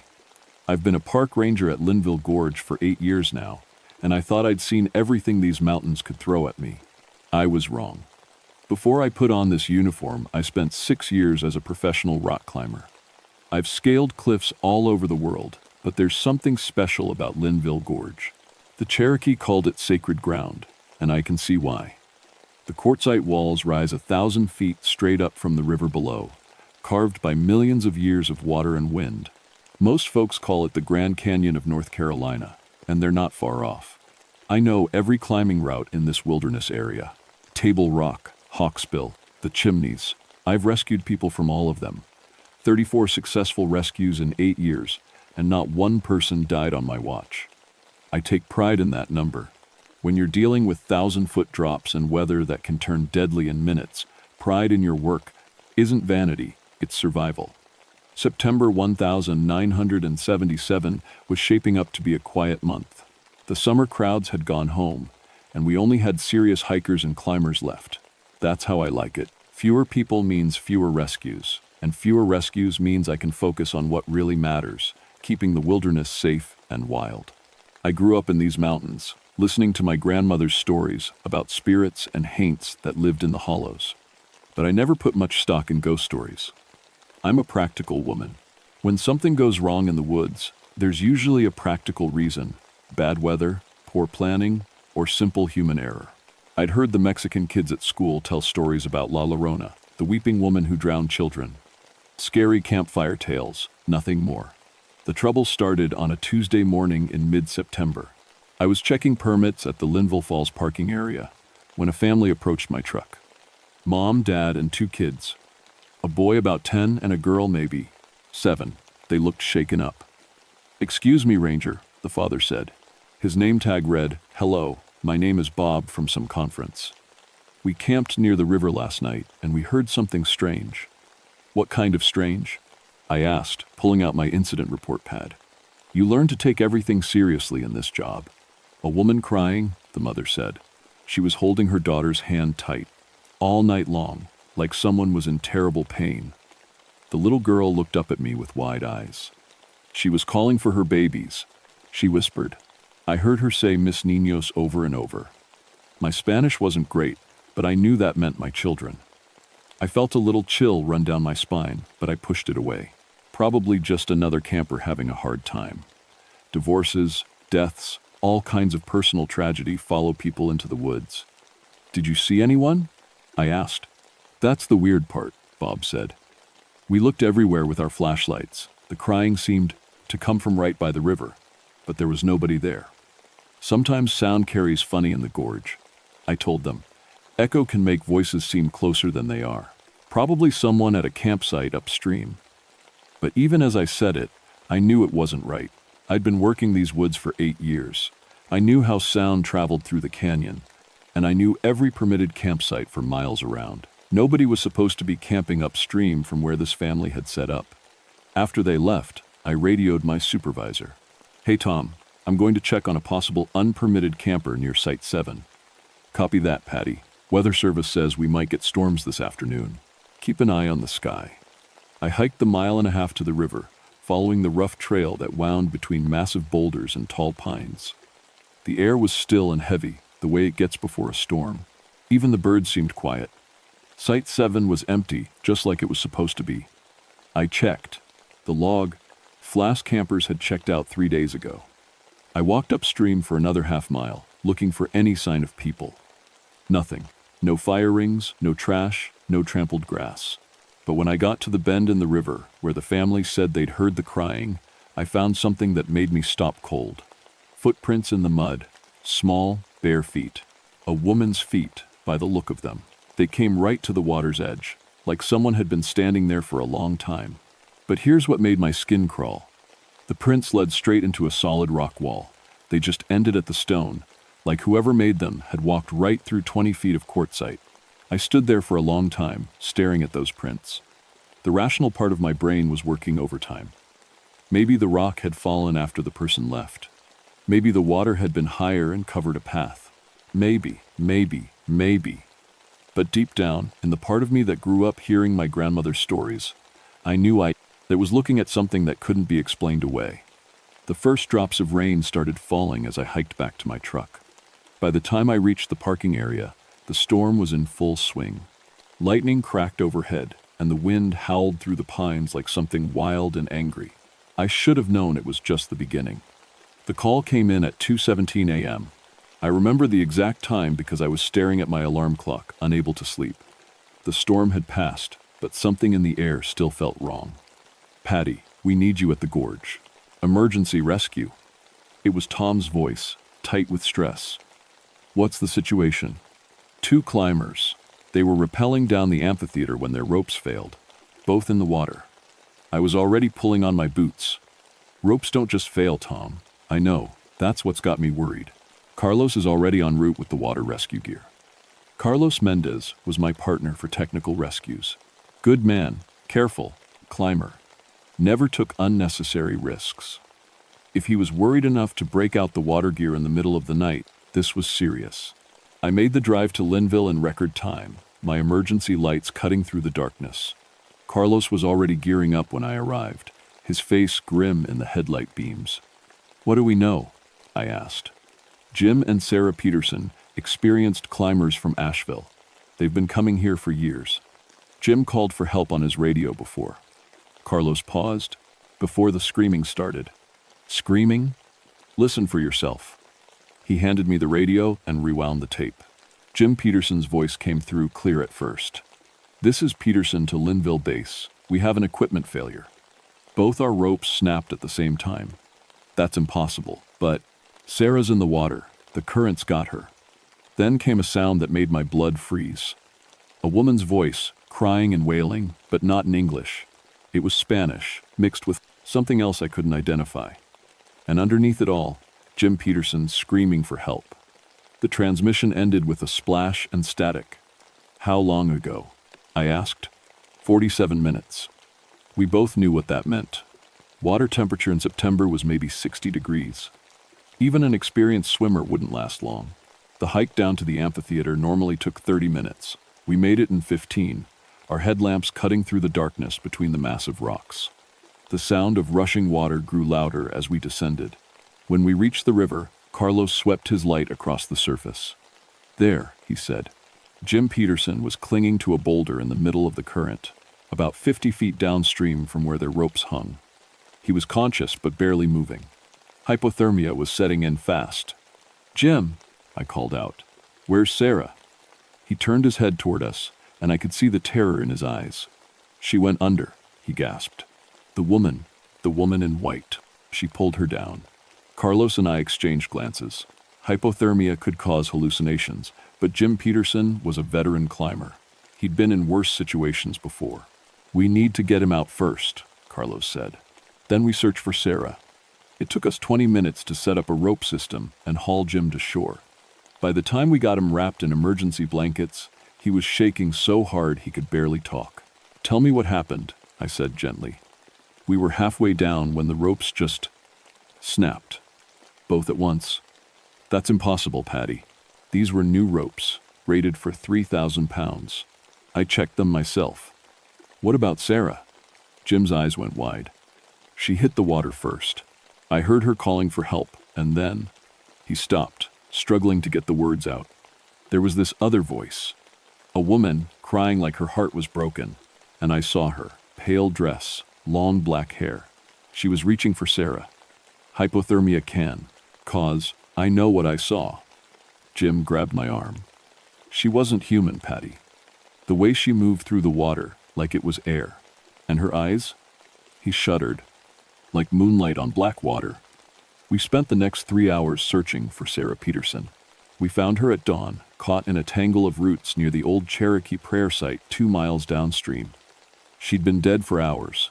What bothered me wasn't just that we'd lost someone, though that was bad enough.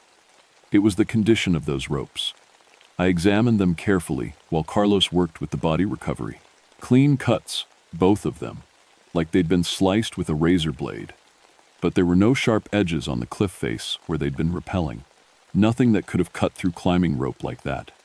"Carlos," I called. "Come look at this."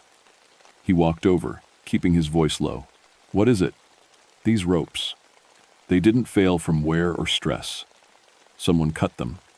"That's impossible. Jim and Sarah were alone out here." I held up the severed end of the rope. In the morning light, I could see something else that made my stomach turn. The fibers were wet, soaked through, even though the storm had ended hours before they started their climb. "Carlos, feel this." He touched the rope and jerked his hand back. "It's ice cold. And it smells like river water," I finished. We stood there in the growing daylight, 2 experienced rescue professionals trying to make sense of something that couldn't be explained. Jim Peterson was a reliable witness, and the evidence didn't lie. Something had been in that water with Sarah, something that could cut climbing ropes and move through rushing current like it was standing still. As we hiked back to the parking area with Sarah's body, I kept thinking about those footprints I'd found the day before. Bare feet leading into solid rock, and now wet ropes cut by something that couldn't have been there. I'd spent 8 years in these mountains, and I'd never lost anyone to something I couldn't understand. That record was broken now. And somehow, I knew Sarah Peterson wouldn't be the last. Word spread fast through the climbing community. By the end of the week, half our regular visitors had canceled their permits. The other half came anyway, armed with extra gear and grim determination. Climbers are a stubborn bunch. I should have turned them all away. The incidents started small. A family camping near the river reported their tent stakes pulled up in the night, their gear scattered toward the water. No animal tracks, no sign of human interference. Another group found their climbing ropes soaked through, even though they'd been stored in a dry pack. Each time, there were sounds. Crying, calling. Always in Spanish, always the same words. Mis niños, ¿dónde están mis niños? Tom assigned Carlos to work with me full-time on what he was calling the Linville situation. We didn't talk about it that way between ourselves. Carlos had grown up in New Mexico, and he knew the stories better than I did. My grandmother used to tell us about La Llorona, he said one afternoon as we hiked back from another incident report. The weeping woman who drowned her children and now searches for others to take their place. That's Mexican folklore, I said. We're in North Carolina. Folklore travels, Patty, and water spirits. They're not bound by borders. I wanted to argue, but the evidence was getting harder to ignore. 3 more climbing accidents in 5 days. Ropes failing, gear mysteriously waterlogged, and always that crying in the night. We hadn't lost anyone else yet, but it was only a matter of time. The breakthrough came when I was researching the local history. I'd driven into town to check the library archives, looking for anything about drowning incidents or unusual deaths near Linville Gorge. What I found made me understand why the Cherokee had considered this place sacred. In 1823, a flash flood had swept through the gorge during what should have been the dry season. 7 people died, including a Cherokee woman named Ayanna and her 3 children. According to the newspaper account, she'd been visiting from a reservation in Oklahoma, part of a group trying to return sacred items to their ancestral burial sites. The article said Ayanna's body was never found, but her children were discovered miles downstream. Witnesses reported hearing a woman crying and calling in Cherokee for days after the flood, but when search parties investigated, they found no one. More incidents had followed over the years. Always in September, always involving water, always preceded by the sound of a woman weeping. The last major incident had been in 1952, when 2 children from a camping family had wandered away in the night. They were found the next morning at the river's edge, unconscious but alive, with no memory of how they'd gotten there. That night, I couldn't sleep.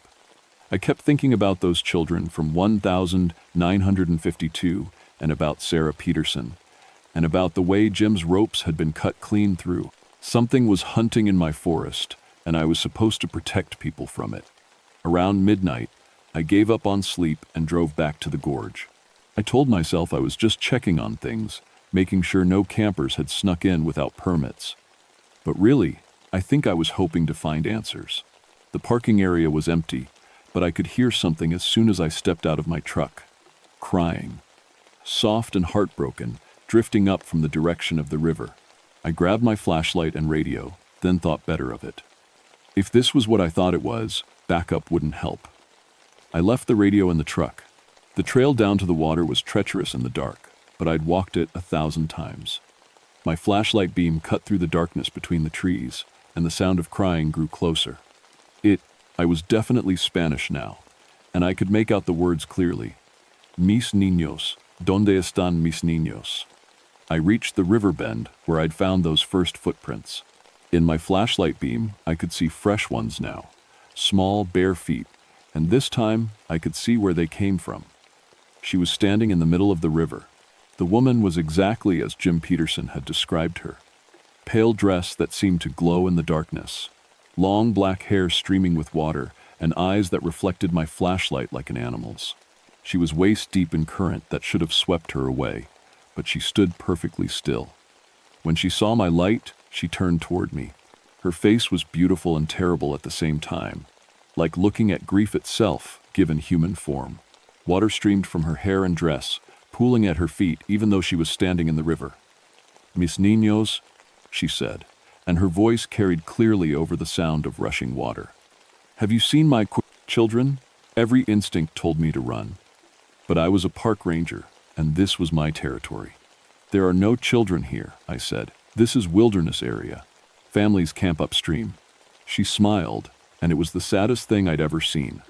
Niños come to the water. Always, they come to the water.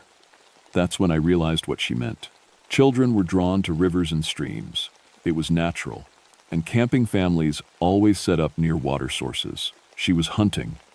You can't have them, I said. The smile disappeared. The temperature around me dropped 20 degrees in an instant, and frost began forming on the rocks at my feet. The river started to rise, water lapping higher on the banks, even though there'd been no rain for days. "I lost my babies," she said, and her voice echoed off the canyon walls like thunder. "The water took them. Now I take others." The current reached my boots. In seconds, it was up to my ankles, then my knees. The river was flooding, defying every law of nature I understood. I tried to back away, but my feet were stuck. The water held me like cement, and it was getting deeper. Soon, it would be over my head. "Please," the woman said, reaching toward me. "Come to the water. Help me find my children." Her fingers were inches from my face when I heard a voice shouting from the trail above. "Patty, where are you?" "Carlos." He must have seen my truck and come looking. The woman's attention shifted toward the sound, and her grip on the water loosened just enough. I broke free and scrambled up the muddy bank, gasping and shaking. "Here," I called. "Carlos, stay away from the river." By the time he reached me, the water had receded to normal levels. The woman was gone, but I could still hear her crying, fainter now, drifting downstream toward the camping areas. "What happened?" Carlos helped me to my feet. "You're soaked." "We have a problem," I said. "A big one, and we need to warn everyone to stay away from the water." But even as I said it, I knew it was too late. Somewhere in the darkness, a family was sleeping in their tent by the river, and their children were dreaming peaceful dreams. She was coming for them next. We didn't make it in time. Carlos and I ran through the forest, following the sound of crying as it moved downstream toward the permitted camping areas. My radio crackled with static every time I tried to call for backup. The presence of that thing was interfering with electronics. When we reached campsite 12, we found the tent empty. Sleeping bags were still warm, parents' gear scattered around, but no sign of the family. Fresh footprints in the mud led toward the water, 2 adults running, and something else that made my heart stop. Tiny bare feet. A child's prints, walking calmly alongside the impossible tracks of the woman in white. "The water," Carlos said grimly. "She's taken someone to the water." We followed the trail, down to a bend in the river where the current formed a deep pool. That's where we found them. Bill and Janet Morrison from Charlotte, standing waist-deep in the dark water, their eyes blank and staring. Between them was their 7-year-old daughter, Lucy, holding the hand of something that shouldn't exist. The woman in white was clearer now, more solid. In the moonlight, I could see she was beautiful, in a terrible way. Her dress moved with its own current, and water flowed from her hair like a waterfall. She was singing softly in a mix of Spanish and Cherokee, a lullaby that made the air itself feel heavy and wrong. "Ven conmigo, pequeña," she crooned to Lucy. "Come with me, little one. We'll find my babies together." The Morrison parents stood like statues, caught in whatever spell held them. But Lucy was fighting it. I could see the confusion in her face, the fear breaking through the hypnotic pull. "Lucy," I called out. "Lucy, look at me." The little girl's head turned slightly, and for a moment her eyes cleared. "Ranger Patty, I can't move my feet. The water won't let me." The woman in white hissed like steam escaping a kettle. "She is mine now. They are all mine. I will have my children back." "Your children are dead," I said, stepping carefully into the shallows. The water was ice cold and felt thick as syrup. "They've been dead for over 100 years. "No!" Her scream shattered the quiet of the forest.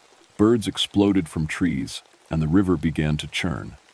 "They live. They wait for me. These niños will bring them home." That's when I understood. She wasn't just taking children. She was trying to trade them. In her broken mind, if she brought enough souls to the water, somehow her own babies would be returned to her. The water rose higher, reaching Lucy's chest.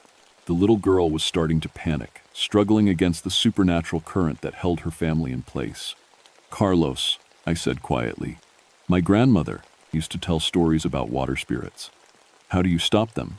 In New Mexico, we use salt and prayers. But this isn't just La Llorona, Patty. She's mixed with something else. Something from this land. Cherokee burial ground. Sacred water. A mother's grief strong enough to bind her spirit to this place for over a century and a half." "The Cherokee," I said. "We need Cherokee prayers." But we didn't have time to find a tribal elder. The water was up to Lucy's neck now, and her parents were sinking deeper. I could see the woman in white preparing to pull them all under. Then I remembered something from my research. The newspaper article about the 1823 flood had mentioned sacred items. Ayana had been returning them to burial sites when the flood took her family. "You came here to honor the dead," I called out to her. "Your people, your ancestors. You were doing something sacred when the water took your children." She paused, her terrible eyes focusing on me. I was bringing home the bones of my grandmother. The water spirits were angry. They took my babies as payment. Then you know the old ways. You know the proper ceremonies. "I know only grief," she whispered. "I know only the crying that never ends." I waded deeper into the supernatural current, feeling it pull at my legs like quicksand. "Teach me the ceremony. Help me honor your children properly, and let these people go." For a moment, the river went still. The woman in white stared at me with eyes that held a century of sorrow. "You would do this? You would speak for my babies?" "Yes." Carlos was beside me now, his voice low and urgent. "Patty, what are you doing?" "What I should have done from the beginning," I said.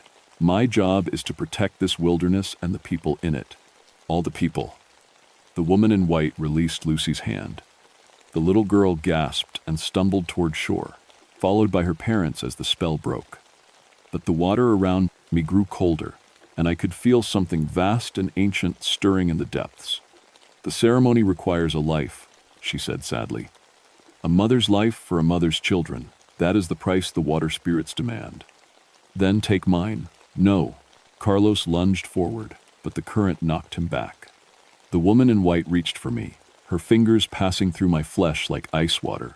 For a moment, I felt her grief as if it were my own.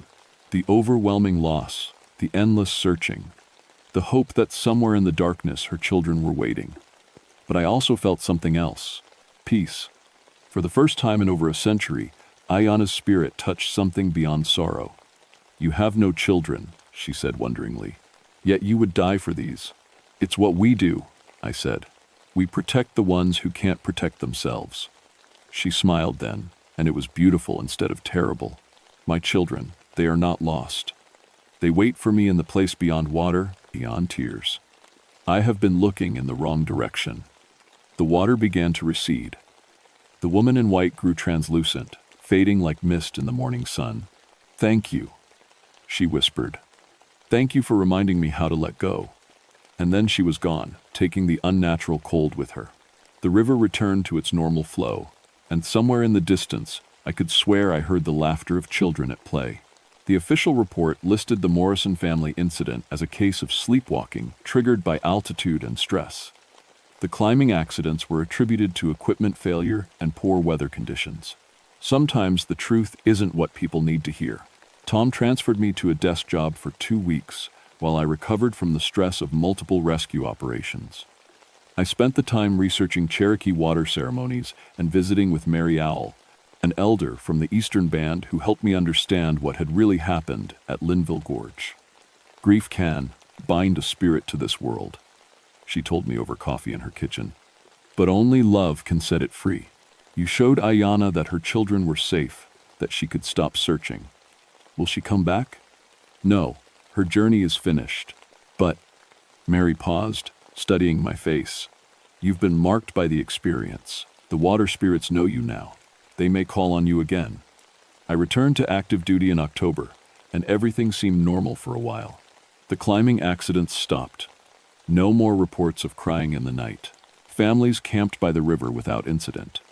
But I was different. I could feel it in the way the forest spoke to me now, in the way water moved differently when I was near. I'd touched something ancient and powerful, and it had left its mark. 3 months later, I got a call from a ranger in the Great Smoky Mountains. "Patty, I heard you handled some unusual incidents at Linville. We've got something similar here. Missing hikers, strange sounds, equipment failures near water. Could you come take a look?" I packed my gear that same afternoon. The thing about supernatural encounters is that they change how you see the world. Every forest has its spirits, every river its secrets. Most of the time, they sleep quietly, content to let the living world go about its business. But sometimes grief or anger or ancient promises wake them up. That's when they call rangers like me. I still work the high country, still make my rescues and file my reports. But I also listen for the sounds that don't belong, watch for the signs that something old is stirring. I've learned Cherokee water blessings and Spanish prayers for the dead. I carry salt in my pack and sage in my pocket. And sometimes, on quiet September nights when the moon is dark and the mist rises from the gorge, I can still hear her. Not crying anymore, but singing. Lullabies in Cherokee and Spanish, drifting on the wind like a mother's love that has finally found its way home. The mountains keep their secrets, but they also keep their promises. Ayanna found her peace, and her children found their rest. As for me, I found my true calling. Some people protect the wilderness from the living. I protect the living from what lurks in the wilderness. And sometimes, if I'm very lucky, I help lost souls find their way to whatever comes after the crying stops. The water spirits remember, and they know where to find me when they need someone who understands that love is stronger than grief, and that sometimes the best way to protect people is to help the dead find peace. That's the real job of a ranger in these mountains. We guard the boundary between what is and what should no longer be. And we make sure that when the old sorrows wake up, they remember how to sleep again.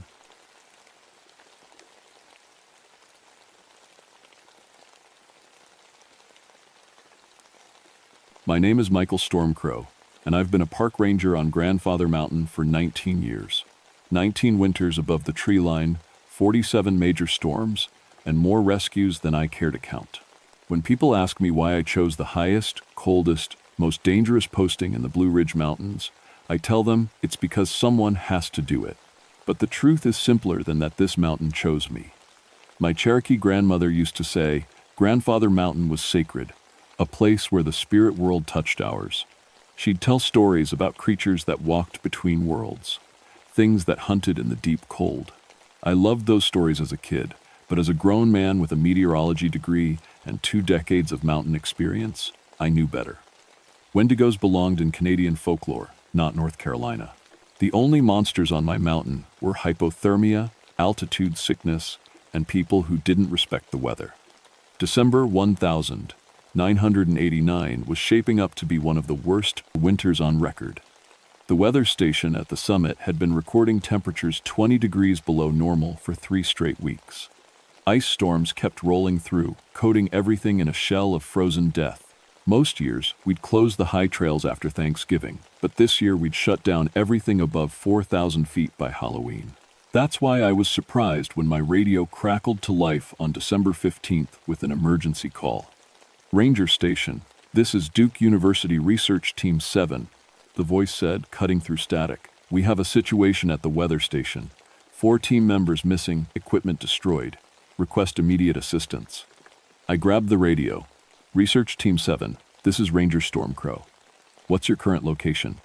Summit Weather Station. We've been here since Monday, conducting cold weather gear tests. Yesterday, our team went out to check instruments and never came back. This morning, we found...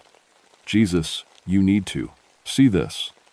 The line went quiet except for wind howling in the background.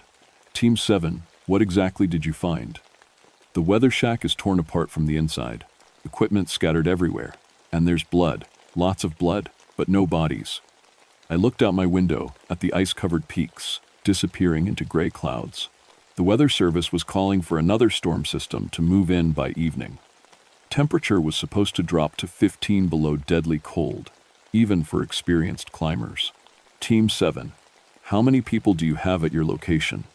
3 of us left, Dr. Sarah Martinez, Tom Chen, and myself, Dr. Kevin Walsh. We're in the main research building, but something's been circling us all night. We can hear it walking around outside, making sounds like it's talking to itself. I'd been on enough mountain rescues to know when people were starting to panic. Altitude, cold, and isolation could make anyone imagine things. But the destroyed equipment and missing people were real problems that needed real solutions. Sit tight, Team 7. I'm coming up with a rescue team. Stay inside, keep warm, and don't go out for any reason. I'll be there in 4 hours. Hurry, Walsh's voice cracked. Whatever killed our people, I don't think it's done. I clicked off the radio and started gathering gear. High-altitude winter rescue was dangerous enough without adding paranoid researchers to the mix. But as I loaded my pack with emergency flares, medical supplies, and cold weather gear, I couldn't shake the feeling that something was wrong with this whole situation. The temperature readings on my instruments showed the summit was already at -5, with winds gusting to 60 miles per hour. Normal protocol said to wait for better weather, but 4 missing people meant we couldn't wait. I called for backup. Rangers Tom Bradley and Jennifer Walsh would meet me at the base camp with snowmobiles and rescue equipment. As I drove up the winding mountain road, I thought about my grandmother's stories. She'd always said the mountain had moods, that it could turn angry when disturbed. Looking at the ice-covered trees bending in the wind, I almost believed her. But I was a park ranger, not a storyteller. My job was to save lives, not chase shadows. I had no idea that by morning, I'd be the one running for my life. The snowmobiles could only take us to about 4,800 feet before the trail became too steep and icy. From there, we'd have to climb the last 1,000 feet on foot, carrying full rescue packs in conditions that would kill an unprepared person in minutes. Tom Bradley had been my partner for 8 years. He was built like a bear and twice as tough, with a beard that collected icicles and a laugh that could be heard over avalanches. Jennifer Walsh was newer to the team, but had proven herself on a dozen difficult rescues. She moved through snow like she was born to it, and her medical training had saved more lives than anyone kept track of. "Hell of a day for a house call," Tom said as we strapped on crampons and checked our gear one last time. The wind was getting stronger, and snow was starting to fall in thick, wet flakes that stuck to everything. "Research team's been up there since Monday," I told them. 4 missing, 3 survivors holed up in the station. They mentioned destroyed equipment and blood, but no bodies. Jennifer frowned. "That's strange. If someone was injured badly enough to leave that much blood, they wouldn't get far in this weather. We should find them between here and the summit." We started climbing. The trail zigzagged up the exposed face of the mountain, switching back and forth across granite ledges that had been carved by wind and ice over thousands of years. Even with headlamps, visibility was maybe 10 feet in any direction. The snow was coming down harder now, and the wind kept trying to push us off the narrow path. About halfway up, Tom stopped and pointed his light at something in the snow. "Mike, you need to see this." I worked my way over to where he was standing and looked down. There in the snow was a footprint, but it was wrong. Too big, for one thing. Maybe 14 inches long and shaped like a human foot, but stretched out, with toe marks that looked more like claws. The weird part was how deep it was pressed into the ice. Whatever made it had to weigh at least 300 pounds. "Could be a bear print that got distorted by wind," Jennifer suggested. But she didn't sound convinced. I knelt down and looked closer. Bears didn't walk upright in blizzards, and they sure didn't leave prints this clear in ice-hard snow. More importantly, the print was fresh made within the last few hours. "We stay together from here on," I said. "Whatever made this, it's still around." The higher we climbed, the worse the weather got. My thermometer was reading -12, and the Saint-Bess wind chill had to be pushing -30. Ice was forming on the inside of my goggles, and I could feel the cold trying to creep through every gap in my gear. That's when we found the first body. It was Tom Chen, one of the missing researchers. He was about 100 feet off the main trail, sitting upright against a boulder like he'd stopped to rest. But when Jennifer checked him with her light, we saw the truth. "Jesus Christ," Tom Bradley whispered. Something had torn Chen apart. His winter gear was shredded, and there were massive claw marks across his chest and arms. But the worst part was his face. It was frozen in an expression of absolute terror, eyes wide open, mouth stretched in a scream that the wind had swallowed. "What could do this?" Jennifer asked. But I was already looking around for tracks. I found them. The same oversized footprints, but this time there were more of them. Circling the body like whatever killed Chen had danced around him first.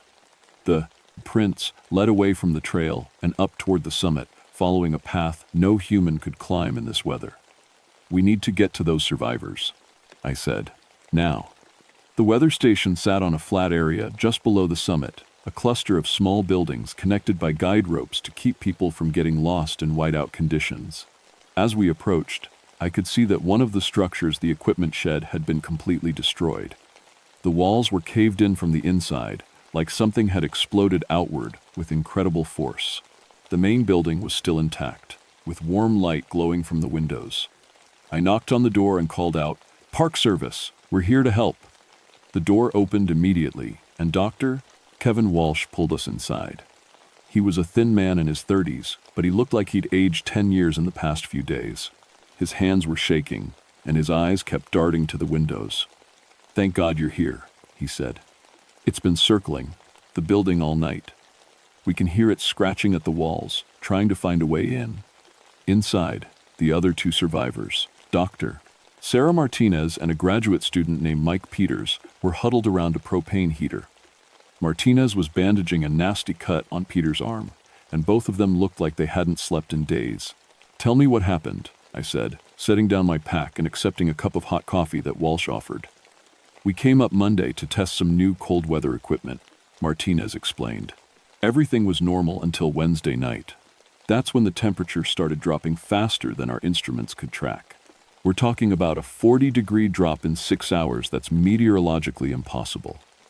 "Where are your missing team members?" Jennifer asked. "Tom went out Thursday morning to check the instruments and never came back. We found him this afternoon, about a quarter-mile down the trail." Walsh's voice dropped to a whisper. Something had eaten parts of him. I thought about the body we'd found, remembering the claw marks and that frozen scream. "What about the other three?" "Lisa and David went looking for Tom Thursday evening. We heard them screaming around midnight, but by the time we got our gear on to go help them, the screaming had stopped. We found Lisa's backpack this morning, but it was empty and covered in blood." Peter spoke up for the first time, his voice barely audible over the wind. "There's something else.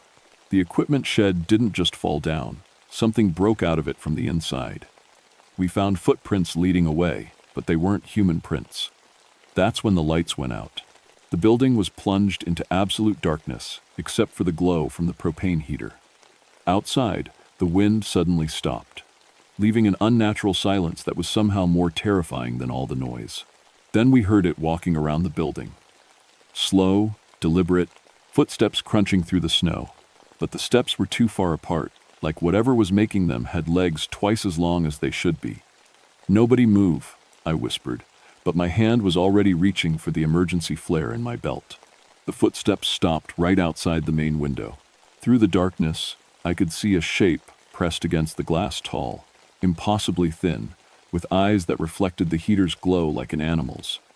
It was looking right at me, and then it smiled, showing teeth that were too long and too sharp to belong to anything human.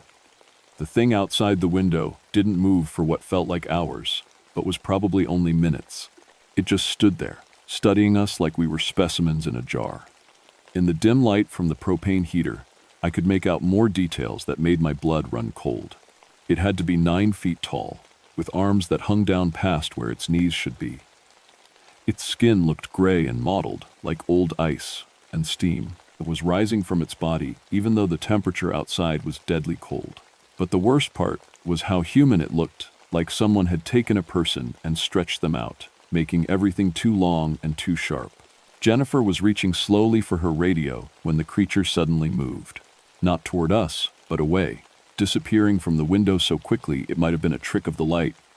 "What the hell was that?" Peters whispered. Before anyone could answer, we heard metal tearing. The creature was on the roof, ripping off the weather vane and some kind of antenna. Pieces of equipment crashed down past the windows, and the sound of claws scraping against metal filled the air. "It's trying to cut off our communications," Tom Bradley said, grabbing his rifle from his pack. The scratching stopped. Then we heard footsteps again, but this time they were moving around the entire building, circling us. The thing was checking for weaknesses, looking for a way in. "We need to get out of here," Walsh said. "Whatever that is, it's not going to give up." I was thinking the same thing, but looking outside at the blizzard that was getting worse by the minute, I knew we'd never make it down the mountain in these conditions. The temperature had dropped to -15, and the wind was gusting strong enough to knock a person off their feet. That's when the creature started talking. It wasn't human speech, but it wasn't animal sounds either. It was like someone whispering in a language I'd never heard, but somehow I understood the meaning. It was hungry. It had been hungry for a long time, and now it had found food. "Oh God," Martinez whispered. "It's learning our language. It's been listening to us." The whispering got louder, and I realized the creature was speaking words now broken. distorted English that sounded like it was coming from a throat that wasn't designed for human speech. Cold. So cold. Need warmth. Need flesh. Peter started hyperventilating. This isn't happening. This can't be happening. I grabbed him by the shoulders. Listen to me. We're going to get through this, but I need everyone to stay calm. Tom, Jennifer, check all the windows and doors. Make sure everything's locked tight. As they moved around the building, I tried to make sense of what we were dealing with. My grandmother's stories came flooding back, tales of creatures that lived in the deep cold. Things that had once been human, but had turned into something else out of hunger and desperation. Wendigo, I said without thinking. Walsh looked at me like I'd lost my mind. What? Cherokee folklore. Creatures that eat human flesh and grow stronger from it. They're supposed to live in the far north, but if the climate's changing. You're talking about fairy tales, Martinez said. There has to be a scientific explanation. The building shook as something heavy slammed into the side wall. Then again, the creature was testing the structure, seeing how much force it would take to break in. Scientific explanation or not, we need weapons, Tom Bradley said, checking his rifle. I've got a .30-06 and about 20 rounds. What else do we have? I took inventory. Emergency flares, a hatchet, a couple of knives, and some basic mountaineering gear. Not much against something that could tear apart a reinforced weather station. The attacks on the wall stopped, and we heard the creature moving again. This time, it was heading for the back of the building, where the emergency generator was housed in a small shed. It's going after our power, Jennifer realized. Sure enough, a few seconds later, the generator coughed and died. The electric heater shut off, leaving us with just the propane unit and our body heat to keep warm. At these temperatures, we'd start getting hypothermia within a couple of hours. Smart, I said. It's not just hunting us, it's wearing us down. That's when we heard Jennifer scream. She was at the back window, shining her flashlight outside. In the beam, we could see the creature dragging something through the snow. It was David Chen, one of the missing researchers. He was still alive, trying to crawl away, but the creature had him by the leg and was pulling him toward the tree line. Tom raised his rifle and aimed through the window, but I pushed the barrel down.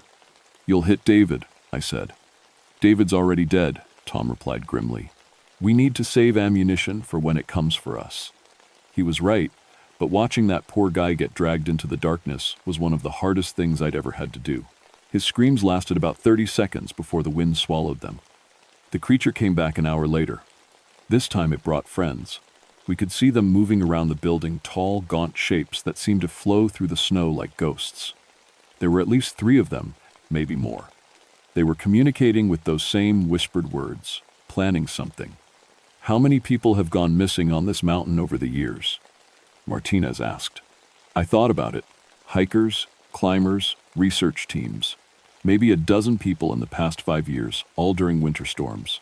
We'd always assumed they'd fallen into crevices or died of exposure, but now, they're not just killing people, I realized.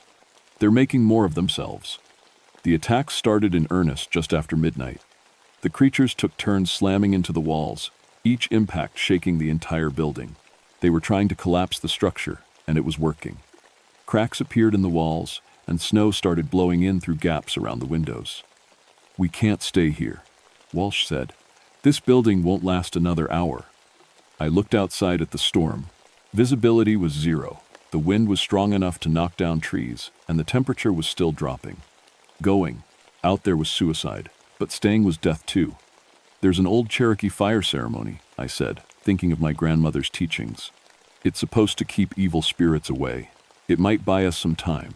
Tom looked at me like I'd suggested we all start speaking in tongues. Mike, this isn't the time for. A massive impact cut him off. One of the creatures had thrown itself against the main door hard enough to crack the frame. Wood splinters flew across the room, and we could see claws reaching through the gap, trying to get enough purchase to rip the door apart. Everyone to the back room, now, I shouted. As we retreated, I grabbed the emergency flares from my pack. If fire was the answer, I was going to give these things more fire than they could handle. The door finally gave way, just as we barricaded ourselves in the small storage room at the back of the building. Through the thin wall, we could hear the creatures moving around, destroying everything they could find. They were looking for us, But they were also doing something else, eating. I could hear them tearing into the food supplies, making satisfied grunting sounds as they fed. They're not just carnivores, I whispered to Jennifer. They eat everything when they're hungry enough. That's when I realized we had one advantage. These things had been starving in the cold for who knows how long. They were so focused on feeding that they might not notice us escaping through the back window. But first, I had to thin out their numbers. I pulled the pins on 2 emergency flares and tossed them into the main room. The brilliant red light exploded through the building, and the creatures shrieked a sound like metal being torn apart. They weren't just hurt by the light. They were terrified of it. "The window now!" I yelled. One by one, we squeezed through the small back window into the howling storm outside. The cold hit us like a physical blow, but we kept moving. Behind us, the creatures were still screaming, and I could smell smoke. The flares had set something on fire. We had maybe a 10-minute head start before they recovered and came after us. 10 minutes to get down a mountain in the worst blizzard I'd ever seen. It wasn't going to be enough. The storm was so bad we could barely see each other, even roped together. Snow was coming down in sheets, and the wind kept trying to push us off the narrow trail. But behind us, we could hear the creatures recovering from the flare attack. Their screams were getting closer. "The emergency shelter," Jennifer shouted over the wind. "There's a cave about half a mile down the north face. We can hole up there until the storm passes." I knew the place. She meant a natural granite overhang that the Park Service had reinforced with supplies for emergencies exactly like this. If we could reach it, we'd have some protection and maybe enough gear to last until morning. The problem was getting there alive. We'd made it about 200 yards down the trail when Tom Bradley stopped suddenly. "Something's wrong," he said. "Listen." I stopped and tried to hear over the wind. At first there was nothing, but then I caught it, the sound of the creatures moving through the snow. They were faster than us, and they were getting closer. But more importantly, they weren't just behind us anymore. They were on both sides of the trail, trying to cut off our escape route. "They're hurting us," I realized, "driving us towards something." That's when I saw it, a 4th creature waiting on the trail ahead, crouched low like a cat ready to pounce. It was bigger than the others, covered in ice that made it look like a living glacier. When it saw us, it stood up to its full height, which had to be at least 10 feet. "Back up slowly," I whispered. "Don't run." But Peters panicked. He turned and tried to bolt back up the trail, right into the arms of one of the Kumpir creatures that had been following us. The thing grabbed him by the head and lifted him off the ground like he weighed nothing. Tom raised his rifle and fired 3 quick shots. The bullets hit the creature center mass, but they barely slowed it down. It looked at the wounds with something that might have been curiosity, then bit Peter's head clean off. That's when all hell broke loose. The creatures attacked from 3 directions at once. Tom kept firing, and Jennifer was swinging her ice axe at anything that got close. Walsh was screaming and trying to run, but there was nowhere to go. I grabbed the last of my emergency flares and started lighting them, throwing the burning red light in every direction. The creatures recoiled from the fire, giving us a few seconds to regroup. "The cave!" I yelled. "We have to reach the cave." We fought our way down the trail, step by bloody step. Tom ran out of ammunition and switched to his hatchet. Jennifer's medical training helped her target the creature's weak spots, joints, tendons, anything that would slow them down. But there were too many of them, and they were too strong. That's when the biggest creature spoke, in perfect English. "I remember you," it said, looking directly at me. "Your grandmother taught you the old ways. She tried to keep us away with her ceremonies." I stopped fighting for a second, stunned. "What?" "Sarah Bushyhead. She built fires on the sacred places, sang the protection songs. But the mountain changed. The cold came deeper. We had to come down. My grandmother. This thing knew my grandmother." "You're lying," I said. "She died trying to keep us in the high places. But the world grew warm, and we grew hungry. Now we take what we need." The creature that had been my grandmother, or what was left of her, reached out with claws that had once been human hands. I could see traces of the woman who had raised me in its face, distorted and stretched, but still recognizable. I lit my last flare and held it like a weapon. "I won't let you hurt anyone else. You cannot stop the hunger, grandson. Join us. Live forever in the cold." "Behind me," Tom screamed. One of the creatures had him by the arm and was dragging him toward the trees. Jennifer tried to help, but another creature knocked her down and started advancing on her with those terrible claws. I had one chance, one shot at saving what was left of my team. I threw the flare directly at the thing that had been my grandmother and ran for the cave. Not because I was abandoning my friends, but because I knew what was stored there. The emergency shelter had been built on an old Cherokee ceremonial site, and my grandmother had made sure certain protections were put in place. The cave was maybe 50 yards away, but it felt like 50 miles. I could hear the creatures following, and I could hear Tom's screams getting weaker. Jennifer was still fighting, but I knew she wouldn't last much longer. I reached the cave just as my strength gave out. Inside, covered by a tarp, was the emergency cache food, water, medical supplies, and something else. A metal box that my grandmother had given to the Park Service years ago, with instructions that it should only be opened in case of spiritual emergency. I tore open the box. Inside were cedar branches, sage, and a small pouch of sacred tobacco. Everything I needed for the protection ceremony my grandmother had taught me as a child. The creatures reached the mouth of the cave just as I got the fire started. The sacred smoke filled the small space, and suddenly the things that had been hunting us stopped dead. "You know the old ways," the creature that had been my grandmother said. Its voice was different now, sadder. "But it is too late. The hunger is too strong." "It's never too late," I said, feeding more cedar into the fire. "Grandmother, you taught me that the mountain protects those who respect it. Help me protect my friends." For a moment, I saw a flicker of recognition in the creature's eyes, something human trying to break through the hunger and the cold. "The sacred fire," it whispered. "I remember the sacred fire." The creature took a step back from the cave entrance. Then another. The other creatures followed, retreating into the storm. But I knew this wasn't over. The fire would only hold them for so long, and Tom and Jennifer were still out there, if they were still alive. I grabbed a burning branch from the fire and ran back into the storm. I found Jennifer first, unconscious but breathing, half buried in the snow about 30 feet from the cave. She had a deep gash across her forehead and what looked like claw marks on her arms. But she was alive.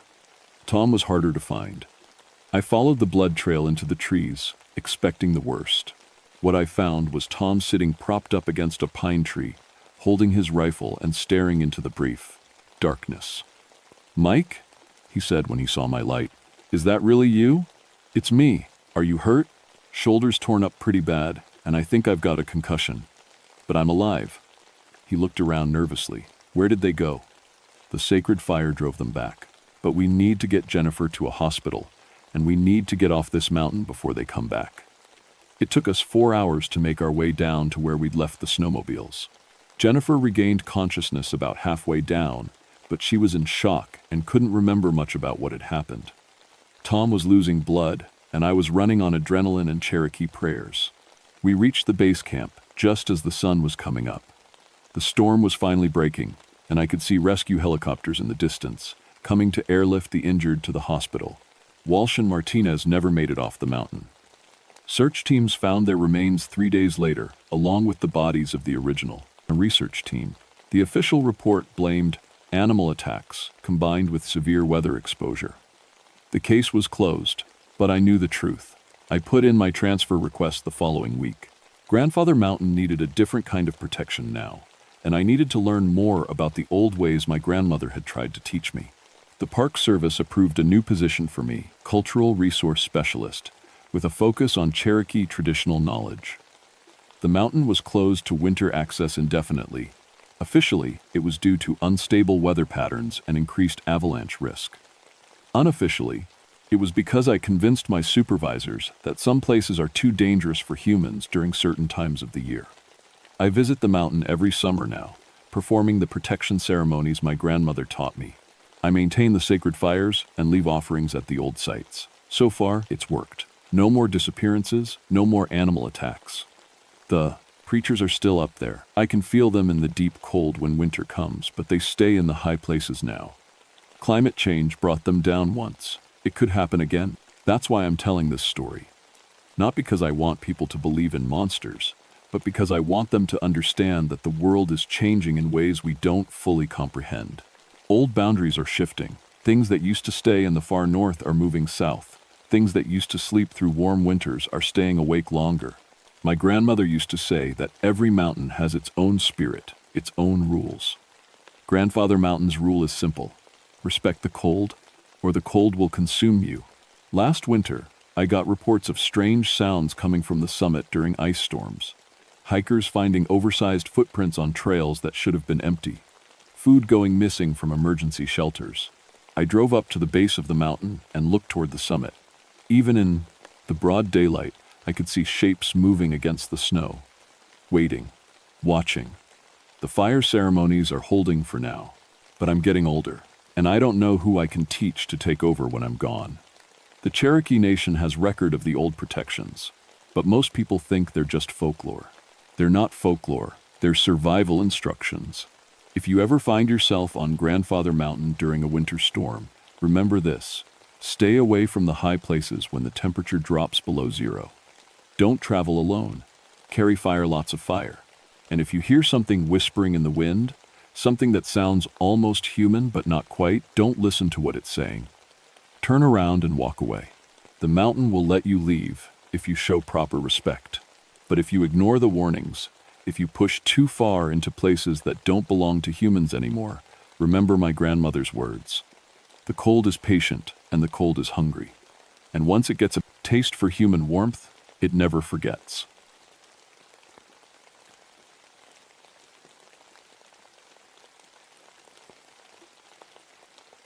My name is Joseph Whitehawk, and I've been guiding folks through these Smoky Mountains for 14 years now. Most people call me Joe. I know these trails better than the wrinkles on my own hands, and I've led over 500 historical tours through every hidden cove and forgotten settlement these mountains hold. Before I became a park ranger, I was studying to be a preacher. Spent 3 years at seminary, reading the Bible until my eyes burned, learning about good and evil, salvation and damnation. But somewhere along the way, I lost my faith. Started thinking all those old stories about devils and demons were just superstition, tales to scare people into being good. So I dropped out and came to the mountains instead, figuring I'd rather help people discover God's creation than preach about a God I wasn't sure existed anymore. That was 14 years ago. Now I wish I'd never stopped believing, because what I found in these mountains made me understand that evil is very, very real. It started on a Tuesday morning in August 1965. The heat was so thick you could almost chew it, and there wasn't a breath of wind stirring the leaves. I was sitting in the ranger station, looking over some reports, when Emma Tipton knocked on my door. Emma was one of our local historians, a tiny woman with silver hair who knew more about these mountains than anyone alive. "Joe," she said, settling into the chair across from my desk, "I got some hikers yesterday asking about the old church up in Cove Creek. Said they saw something strange up there." I leaned back in my chair. The Cove Creek Church was one of my regular stops, or used to be, built back in the 1842 by settlers who thought they were far enough from civilization to worship however they pleased. The church had been abandoned for over a century, nothing left but crumbling stone foundations and a cemetery full of tilted headstones. "What kind of strange?" I asked. Emma pulled out a small notebook and flipped through the pages. Bob and Mary Peterson from Ohio, nice couple, been hiking these trails for years. They said they heard singing coming from the church ruins around sunset. Old hymns, they thought, but couldn't make out the words exactly. I shrugged. Probably just the wind through the trees. You know how sound carries funny in those narrow coves. "That's what I figured too," Emma said. But then they told me something else. Said they saw candlelight flickering inside the church foundation. Fresh candles, Joe. Like someone had been holding a service. That got my attention. The Cove Creek site was 3 miles off the main trail, accessible only by foot through some pretty rough country. We didn't get many visitors up there, and certainly no one who'd be hauling candles around. "Kids, probably," I said. "You know how teenagers like to play around in spooky places." Emma nodded, but she looked worried. "Maybe so. But Joe, the Petersons aren't the Yuvan type to make things up. Bob fought in Korea. He's not easily spooked. And there's something else." She flipped to another page in her notebook. "I've been going through the old church records, trying to piece together what happened up there in the 1800s. Found some interesting things about the last preacher they had. Man named Ezekiel Thorne. The name sent a little chill down my spine, though I couldn't say why. Thorne came to the settlement in 1859, Emma continued. Folks said he was the most powerful preacher they'd ever heard. Could make grown men weep and sinners fall to their knees just with his words. But there was something wrong about him. The records mention strange practices, services held at midnight, talk of speaking with the dead. What happened to him? That's just it, nobody knows. In the winter of 1860, the whole congregation just vanished. All 19 families. The county sheriff found the church empty, no signs of violence, no note, nothing. It was like they all just walked away in the middle of the night and never came back. I felt that chill again, stronger this time. And you think this has something to do with the Petersons seeing lights? Emma closed her notebook and stood up. I think that church has never been properly investigated. Maybe it's time someone took a look.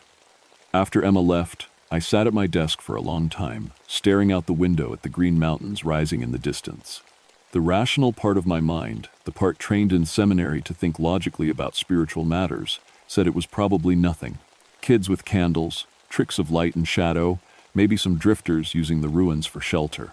But another part of me, a part I'd been trying to ignore for 14 years, whispered that some places hold on to their darkness long after the people are gone. I made my decision. I'd hike up to Cove Creek the next morning and take a look around. Just a routine site. Inspection, nothing more.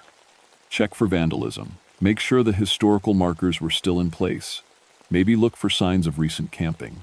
What I found up there changed everything I thought I knew about good and evil, about faith and doubt, about the thin line between the living and the dead. If I'd known then what I know now, I would have stayed in the valley and never set foot on that trail. But sometimes you have to walk into the darkness to understand why the light matters. And sometimes the darkness has been waiting for you all along. I started up the Cove Creek Trail at first light, my backpack loaded with the usual gear: camera, notebook, first aid kit, and a thermos of coffee that Emma had pressed on me before I left the station. The trail was familiar under my boots, winding through stands of tulip poplar and mountain laurel, crossing 3 small streams before it started climbing toward the cove. The hike normally took about an hour and a half, but that morning, something felt off from the start. The woods were too quiet. No bird songs, no rustle of squirrels in the trees, not even the buzz of insects, just the sound of my own breathing and the crunch of leaves under my feet. By the time I reached the old church site, sweat was running down my back, despite the early morning cool. The ruins sat in a small clearing, surrounded by a broken stone wall that had once marked the church grounds. The foundation stones were still there, outlining where the building had stood, with gaps for the door and windows. Wild grapevines had grown over most of it, and saplings pushed up through cracks in the old floor. The cemetery was behind the church, maybe 20 headstones still standing, though many had fallen over or broken apart. Some of the names were still readable. Sarah Caldwell, beloved wife, 1,823 to 1,859. Thomas Ridge, called home, 1,841 to 1,860. Most of the dates ended in 1860, right around the time everyone disappeared. I started with the church foundation, looking for signs of recent activity. It didn't take long to find them. In what would have been the front of the church, near where the altar would have stood, someone had cleared away the vines and debris. The old foundation stones had been scrubbed clean, and there were dark stains on them that looked suspiciously like candle wax. But that wasn't the strangest part. Carved into the largest foundation stone, someone had scratched words in what looked like Latin: Servus Tenebrarum Aeternum. My seminary training kicked in, and I translated it slowly. Servant of darkness eternal. I pulled out my camera and snapped several pictures, then moved on to check the cemetery. Most of the graves looked undisturbed, but there was something wrong with the ground around them. The grass was dead in perfect circles around each headstone, as if something had poisoned the earth. And the temperature, God, it was cold back there, had to be 20 degrees cooler than the rest of the clearing, cold enough that I could see my breath. That's when I found the visitor log.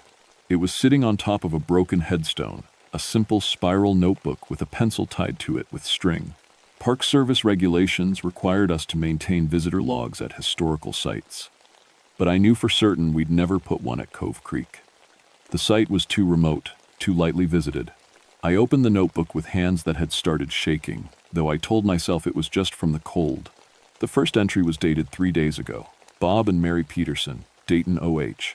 Beautiful site, heard lovely singing.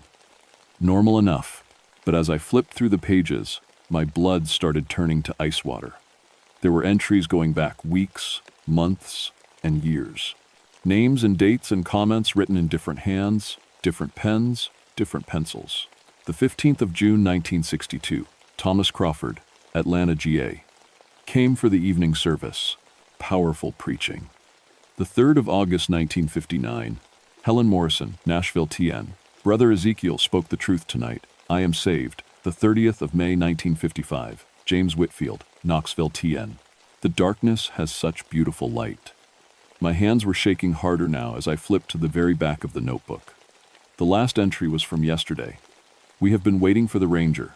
He will come tomorrow. E.T. E.T. Ezekiel Thorne, the preacher who had disappeared over a century ago. I dropped the notebook like it was on fire and stumbled backward, my heart hammering against my ribs. This had to be some kind of joke. Maybe kids from one of the local high schools playing an elaborate prank. People didn't write in visitor logs for 100 years. Dead preachers didn't leave messages for park rangers. But even as I tried to rationalize it, I knew something was wrong with this place. The cold, the dead grass, the absolute silence of the woods. None of it was natural.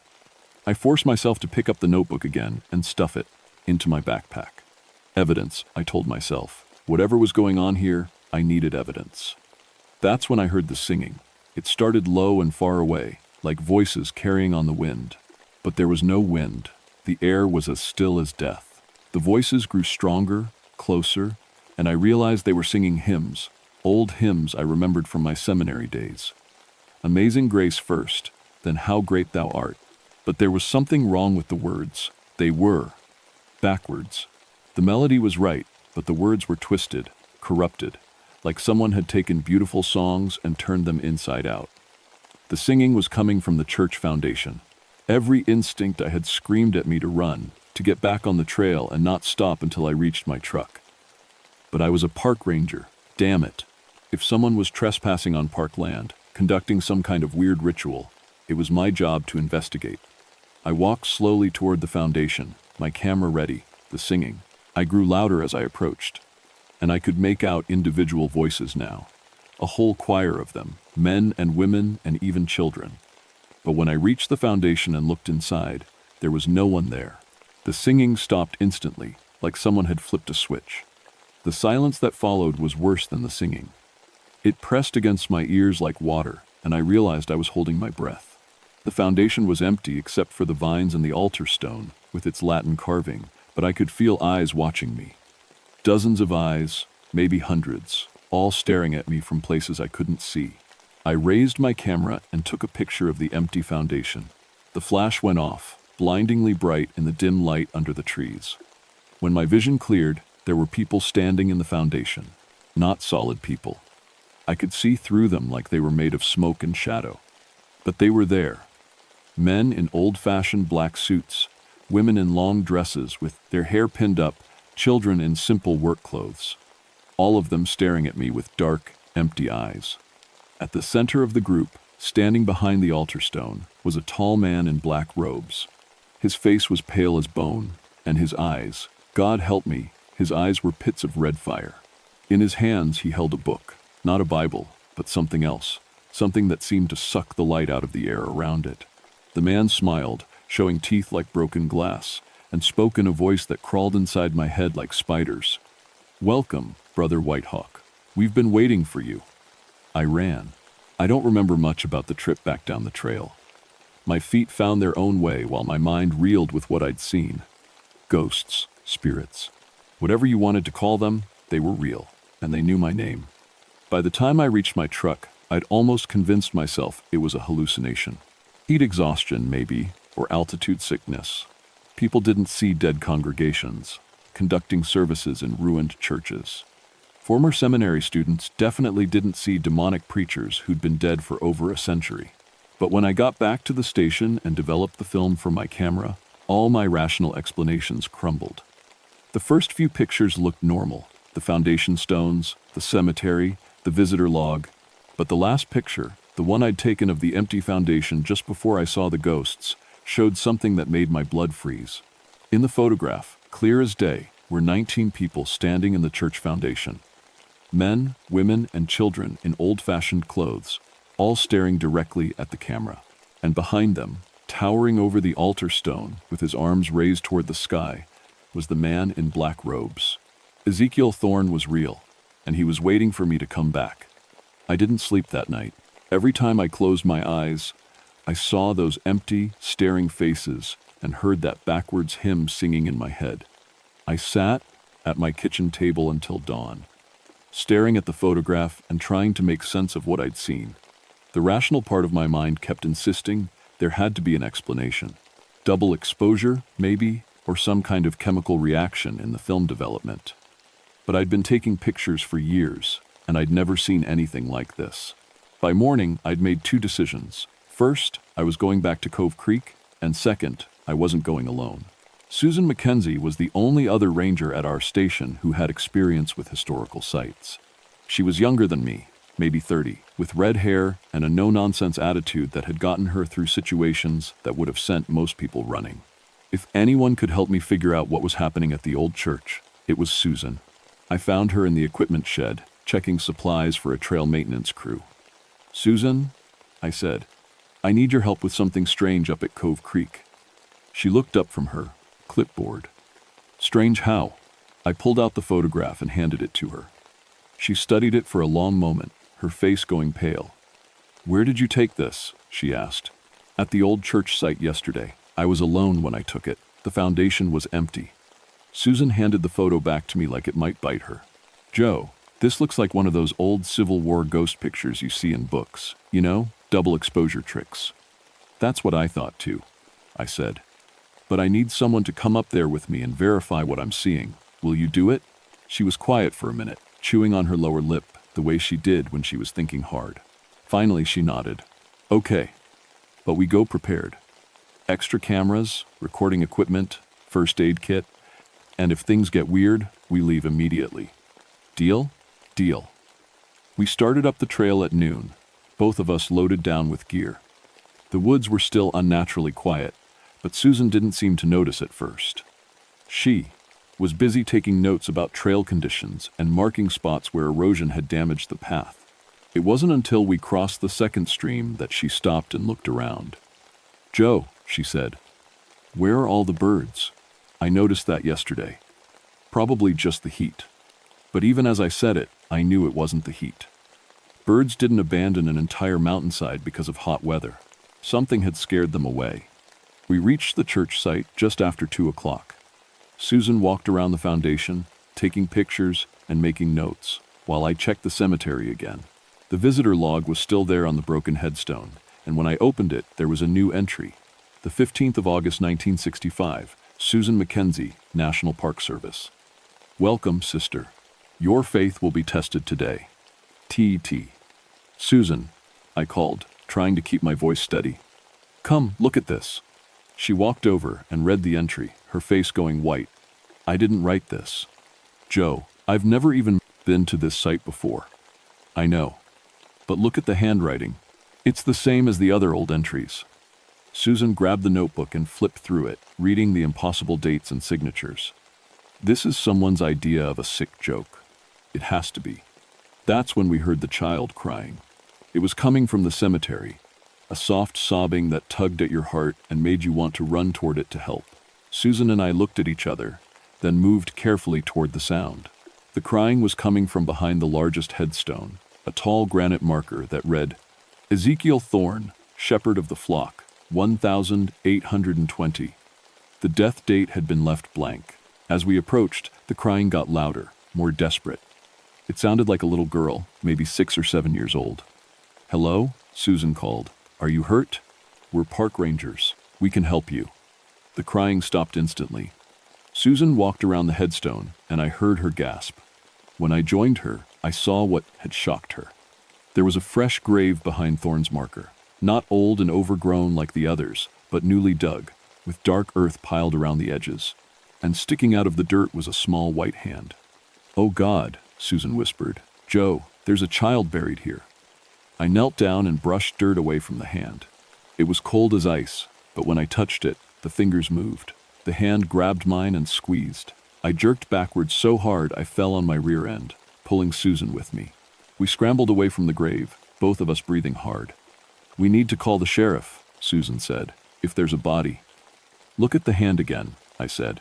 Susan turned back toward the grave, and I watched her face change. The hand was gone. The dirt was smooth and undisturbed, covered with grass that looked like it had been growing there for years. "It was there," she said. "I saw it. You touched it." "I know, but it's gone now." We spent the next hour searching, with the cemetery, looking for any sign of disturbance, any indication that someone had been digging. We found nothing. The graves were all old, all untouched, all exactly as they should be, but the temperature kept dropping. By 4 o'clock, it was so cold we could see our breath, even though it was 90 degrees down in the valley, and the feeling of being watched was getting stronger.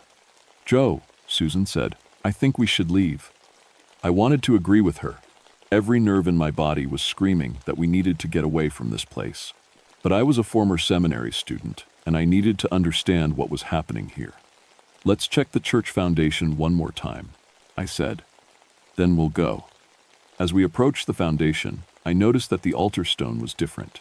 The Latin carving was still there, but now there were other markings around it. Symbols that hurt to look at, lines and curves that seemed to twist in ways that geometry shouldn't allow. Susan walked up to the stone and ran her fingers over the new carvings. "These weren't here yesterday, were they?" "No, someone's been here since." Susan started screaming. Not the kind of scream you hear when someone's hurt or scared, but something else entirely. A sound that came from deep in her throat, wordless and wild and full of a terror so pure it made my bones ache. And then she started speaking in tongues. I'd heard it before in church, back when I still believed. The gift of speaking in languages no one understood, words that supposedly came straight from God. But what came out of Susan's mouth wasn't holy. The words were harsh and guttural, full of consonants that scraped against each other like broken glass. Her eyes had rolled back in her head, showing only white, and her body was rigid as a board.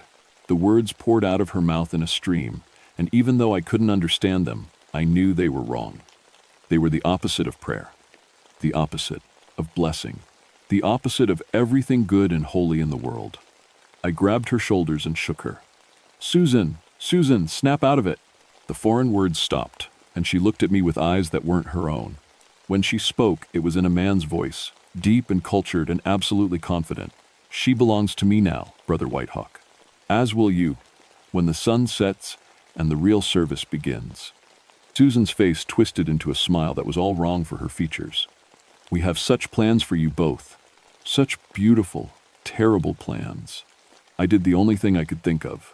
I slapped her across the face. Hard. Susan blinked, staggered, and looked around in confusion.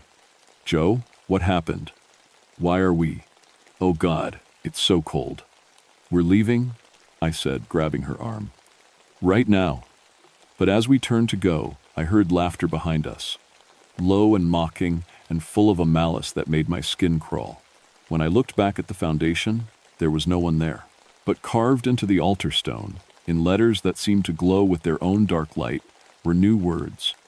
"Tonight, when the moon is dark, I will have my congregation complete." We ran down that trail faster than I'd ever moved in my life, Susan stumbling beside me, both of us too scared to look back. By the time we reached the truck, the sun was setting behind the mountains, and the first stars were appearing in the sky.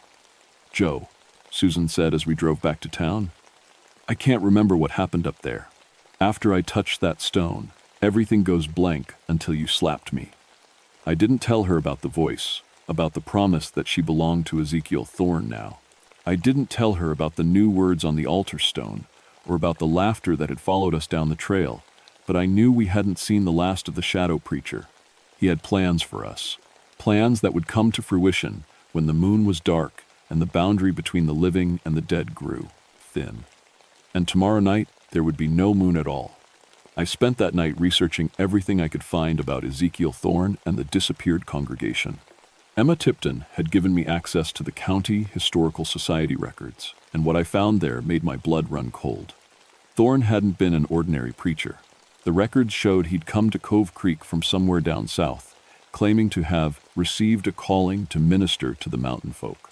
But the settlers who remembered his arrival described strange things: animals dying for no reason, crops failing, children having nightmares about a dark man who spoke to them in their sleep. The church services had started normally enough, but by 1860, people were reporting that Thorne's sermons had changed. He spoke about serving powers older than God, about finding salvation through submission to darkness. He claimed he could speak with the dead, could grant eternal life to those faithful enough to accept his teachings. The last entry in the records was from a farmer named William Caldwell, dated the 15th of January, 1860. The preacher ain't preaching from the Bible no more. He's got another book, one that bleeds when he opens it. My Sarah went to service last night and came home speaking words I never heard before. I fear for our souls. 3 days later, everyone in the settlement vanished. The sheriff's report from 1,860 was brief but chilling. 19 families, gone without a trace. No signs of violence, no indication they'd packed to leave. Their houses were found with meals still on the tables, fires still burning in the hearths. The only thing missing was the people. And in the church, the sheriff had found the altar stone carved with symbols too foul to describe and stained with what looked like blood. I closed the records and sat back in my chair, my hands shaking. Ezekiel Thorne had been more than just a preacher. He'd been something else, something that had corrupted an entire community and led them. Where? The answer came to me as I remembered Susan's blank eyes and the voice that had spoken through her mouth. She belongs to me now. Thorne hadn't killed the congregation. He'd claimed their souls. The phone rang at 3 a.m. It was Susan, and her voice was strange, distant. "Joe," she said, "I need to go back to the church." "Susan, it's the middle of the night. You need to stay away from that place." "I can hear them calling me," she said. "The children are crying, Joe. They need help." "Susan, listen to me. Don't go up there. Whatever you're hearing, it's not real." But the line had gone dead. I threw on my clothes and grabbed my truck keys, my heart hammering against my ribs. If Susan went back to Cove Creek alone, I didn't think she'd be coming back. The drive up the mountain seemed to take forever. My headlights carved a tunnel through the darkness, and more than once I thought I saw figures standing at the edge of the road, watching me pass. But when I looked in my mirrors, there was nothing there. Susan's Ranger truck was parked at the trailhead, empty. I grabbed my flashlight and started up the trail, moving as fast as I dared in the darkness. The woods were even quieter than before, not just silent, but somehow absent, as if the very life had been drained out of them. When I reached the church site, I saw lights flickering in the foundation. Candle light, dozens of candles arranged in patterns that hurt to look at. And standing among them, perfectly still and staring straight ahead, was Susan. She wasn't alone. The ghost congregation was back, more solid than before, more real. Men and women and children in old-fashioned clothes, all facing the altar stone where Ezekiel Thorne stood with his arms raised toward the moonless sky. But these weren't the same spirits I'd seen before. These people looked wrong. Their skin was gray as ash, their eyes were black, holes in their faces, and when they opened their mouths to sing, I could see that their tongues had been cut out. Thorne was exactly as I'd seen him before, tall and gaunt in his black robes, but now I could see what he really was. His face was a skull with parchment stretched over the bones, and where his eyes should have been, there were pits of red fire. In his hands he held the book I'd glimpsed before, not paper and leather, but something that looked like it was made from human skin and bound with sinew. When he spoke, his voice echoed inside my skull. "Welcome, Brother Whitehawk. You're just in time for the final service. Your colleague has already accepted salvation. Now it's your turn." Susan turned to look at me, and I saw that her eyes had gone completely black. When she smiled, her teeth were stained with blood. "Join us, Joe," she said in a voice that wasn't quite her own anymore. "It's beautiful here. There's no pain, no doubt, no fear, only service to the eternal darkness." I backed away, my hand reaching instinctively for the cross I'd worn around my neck since seminary. I'd stopped believing in its power years ago, but now it was the only thing between me and whatever Thorn had become. "You can't have her," I said, surprised by how steady my voice sounded. "And you can't have me." Thorn laughed, a sound like bones breaking. "Can't I? Look around you, brother. Look at my congregation." They all said the same thing once upon a time, but in the end, they all knelt before the true power. The ghostly congregation began to move forward, surrounding me in a circle of gray flesh and black eyes. Their mouths opened and closed silently, as if they were trying to scream but had forgotten how. "They gave me their souls willingly," Thorn continued, "in exchange for eternal life, eternal service. Death held no power over them anymore. Pain became pleasure, despair became joy, and doubt." He smiled, showing teeth like broken glass. "Doubt became faith." I pulled the cross from under my shirt and held it up. The metal was warm against my palm, and for a moment, the spirits recoiled. "I don't doubt anymore," I said. "I believe in God, and I believe in evil, and I know which one you serve." Thorn's laugh grew louder. "Your God abandoned this place long ago, brother. These mountains belong to older powers now, darker truths. Your little cross is nothing against the force that flows through me." He opened the book in his hands, and I heard it scream. The sound was like 1,000 voices crying out in agony, and the very air around the altar began to ripple and tear. Through the holes in reality, I could see something vast and hungry moving in the darkness beyond. "Kneel," Thorn commanded, and the power in his voice hit me like a physical blow. My knees buckled, and I felt myself starting to fall. But then I remembered something from my seminary days, something my professor had said, about faith and doubt. It's not the absence of fear that makes you faithful. It's doing what's right despite the fear. I was terrified. Every cell in my body was screaming at me to run, to give up, to let Thorn have what he wanted. But Susan was standing there with blood on her teeth and emptiness in her eyes, and 19 other souls were trapped in this horrible half-life, and someone had to try to set them free. I pressed the cross to my forehead and began to pray. Not the formal prayers I'd learned in seminary, but something from the heart. Something desperate and real and absolutely honest. "God, if you're there, if you're listening, help me. I don't know if I believe in you anymore, but I believe in good and evil, and I know this is wrong. Help me save Susan. Help me save them all." The cross grew warm in my hands, then hot, then blazing. Light poured out of it, not the harsh glare of electric bulbs, but something softer and infinitely more powerful. The ghost congregation shrieked and fell back, their gray flesh smoking where the light touched them. Thorn snarled and raised his book higher. "Your faith is weak, brother. Your doubt is stronger." "Maybe," I said, getting to my feet. "But even weak faith is stronger than strong evil." I walked forward, holding the cross like a torch. The spirits scattered before me, their forms growing thinner and more transparent with each step. When I reached Susan, I touched the cross to her forehead. She screamed and collapsed, but when she opened her eyes, they were her own again. "Joe?" she whispered. "What? Where are we?" "Getting out of here," I said, helping her to her feet. But Thorn wasn't finished. His form was growing larger, more monstrous, as whatever was behind the torn reality poured its power into him. His robes billowed out like wings, and his skull face stretched into something that barely looked human. "You cannot destroy me," he roared. "I am eternal. I am—" "You're dead," I said simply. "You've been dead for over a century, and it's time you accepted that." I pressed the cross against the altar stone, right over the Latin inscription. The stone cracked with a sound like thunder, and light poured out of the crack like water from a broken dam. Thorn let out a scream that shattered the windows of reality itself. His form began to unravel, the shadows that made up his body streaming away like smoke in a hurricane. "This isn't over," he shrieked as he dissolved. "There are other churches, other congregations. The darkness is everywhere." And then he was gone, and the ghost congregation with him. The altar stone crumbled to dust, the candles went out, and the terrible cold that had gripped the place lifted like a fever breaking. Susan and I stood in the ruins of the church, holding each other and shaking, watching the first light of dawn creep over the mountains. "Is it over?" she asked.